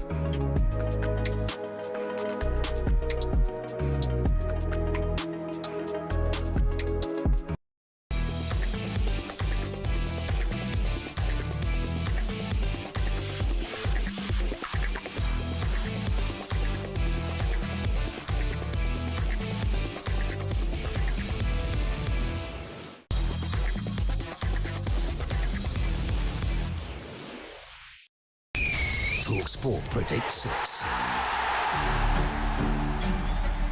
And there is the full-time whistle, and the men from the Palace are crowned kings of Europe. Oliver Glasner walks away as a winner. The last 2 years, 3 trophies. Fair play. Because of how good they've been over the last couple of seasons, most of their players are in demand. We know that when it's a transfer window, there's a lot of noise. Some of them are not really comfortable with this situation. And it could well be game over here. It's Everton 2, Crystal Palace 0. To be here during 10 years, the amount of trophies, an incredible emotion. The target is to carry on in the same way of the last 10-15 years. Josko Vardiol has won it for Enzo Maresca. I think there'll be a steady improvement in City this year. Whether they're good enough to win the league again, I'm not so sure. It's Palace versus City. It's live on talkSPORT tonight. Hugh Wodencroft is your host at Selhurst Park. Joe Shannon and former England defender Martin Keown are your commentary team for that one. Now, your predictive skills are like, because talkSPORT predicts 6 is back, where you can make 6 selections for someone who continually comes bottom of the full span. I'd say not. You could turn it around today, Andy, because you're going to give us an example of how this works. You're going to make 6 selections for a chance to bag a massive £50,000, all for free. Not Andy, he can't play. So I'm going to put you the test now. Get your selections for this big second weekend of the Premier League. First, you need to choose 2 teams to win from the selected list of games. They are Bournemouth, Everton, Coventry, Hull, Chelsea, Brighton, Leeds, Brentford. Give me a couple of winners from there. The trouble with this is I think they're all going to be draws. Well, just stick your neck out. Someone's going to win. So it's really difficult because I can't pick. Well, I can't split any of these. Just humour me, Andy, and indeed our marketing department. Bournemouth and Leeds to win. Bournemouth and Leeds. God, you contrary man. Well, it's true. Well, okay. I see draws in all of those. Well, they're a very poor selection. Really. Next up. Yeah. Next up, it's the correct score from Spurs versus Newcastle tomorrow. Well, I once phoned Dave. This reminds me of the day on 90 Minutes I phoned Dave Bassett. And I said, Dave, we're doing a little thing. You mind give me a prediction for the FA Cup final? And he said, well, how do I know? I haven't played it yet. I agree with him. And I said, yeah, but that's not really, that's the whole point. Anyway, I think he gave it to me in the end. So just give me a prediction. Spurs, Newcastle. What did I say in the Fool's Panel? I think you went for the draw. No, you went for Spurs win, didn't you? 2-1. 2-1. Okay. 2-1. I'm really great that you've really entered in the spirit. Yeah, I love it. And finally, the correct score from Ipswich's trip to Manchester United on Sunday at I'm hoping they never ask me again. This is why I'm doing this. You do realise that, don't you? Yes, Ipswich's trip to Manchester United Sunday at 4:30. Hang on a minute. Oh, come on, the memory man. Yeah, go on, Mystic Meg. Yeah, I've got a clue. What do you think, Ipswich? I think United will win that 2-0. 2-0 Manchester United. Funny if I win though. Oh, I say it's one more. I said I'm fine. It's another one.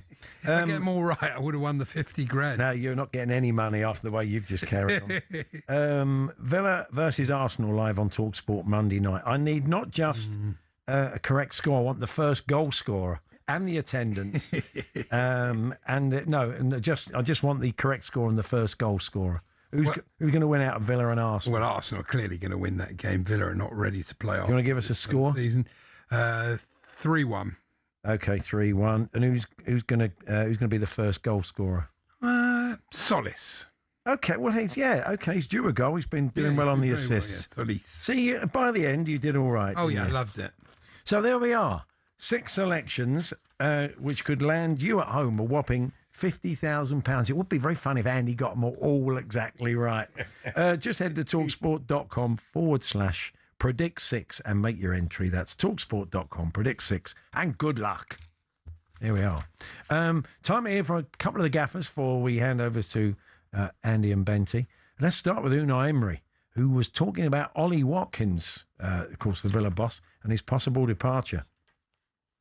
We didn't get a deal to finish the last match playing in Brighton, but he told us after the match he was sorry. We accepted it, the players as well. I told him bye with a huge hug and with a small crying. Wow, okay. Yeah. So they've been great together. Goodbyes. Yeah, they certainly have. Look, this is Villa 2.0, and I think eventually they'll be very good. But, that's why I said what I said about Arsenal, because they're not ready yet. Let's hear from Enzo Maresca ahead of the game against Palace on talkSPORT tonight. He was asked about Jack Grealish. Jack is here until the day that he is here. Again, it's my duty to try to help him, to give us the best, and then we see in the next 4 or 5 days what's happened. Have you spoken to him about what he wants for the season? I spoke with Jack almost every day. Yeah. Well, he would do. He's the manager. Yeah. What a great there's been times they give him the cold shoulder. Let's hear from Andoni Iraola, Liverpool face Nottingham Forest tomorrow, and that's also on talkSPORT, 12:30. And Iraola was asked how it will feel walking out at Anfield as the manager of that fine club. No, it's definitely a special moment for me to play your first Premier League game at Anfield. I think I already felt it in pre-season. So when the competition starts, for me, it's going to be I will be thinking on the game and the things that I need to think, but I think it's going to be emotional. And I think it has to be like this, no? It's a special place. I've had to fight a lot to arrive to this place, and I hope everything goes well and I can enjoy also the game.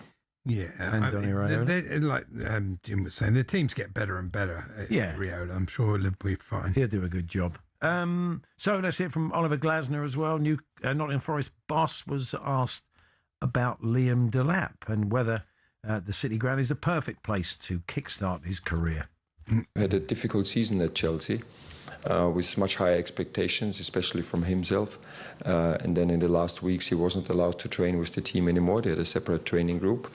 And then I think it's clear you have to look for a club where you have better chances to get minutes. And I would say, reignite your career. Yeah. That's why I think we are the right club. Yeah, reignite was a better word than I chose, and that's in a second language. It's a good move for him. Definitely. If they're in their shirt and ties, we know from the clips of the week they'll be all right. They will. I think good move. And former Forest striker and Liverpool striker Stan Collymore saying earlier on he thinks it is a good move for Delap. So we shall see. Enjoy all the football this weekend. And myself and Andy will be here on Bank Holiday Monday to pour over all those matches and more. Do hope you can join us then. But until then, have a great weekend and stick around now for a busy drive time show with Andy Goldstein and Darren Bent.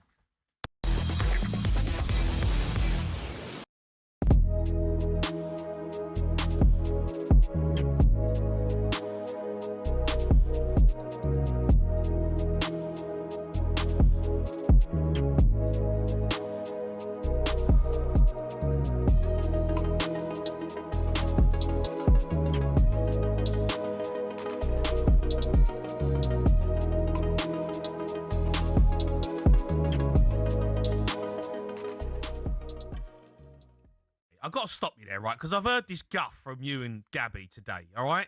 Going on about Spurs overspending, overpaying for players. Whoa, all right? wait, and I can't believe Crookie has got the cheek to come on here as a Man United fan and say that Balib's a good deal at 70 million. He was guff last season. He didn't play.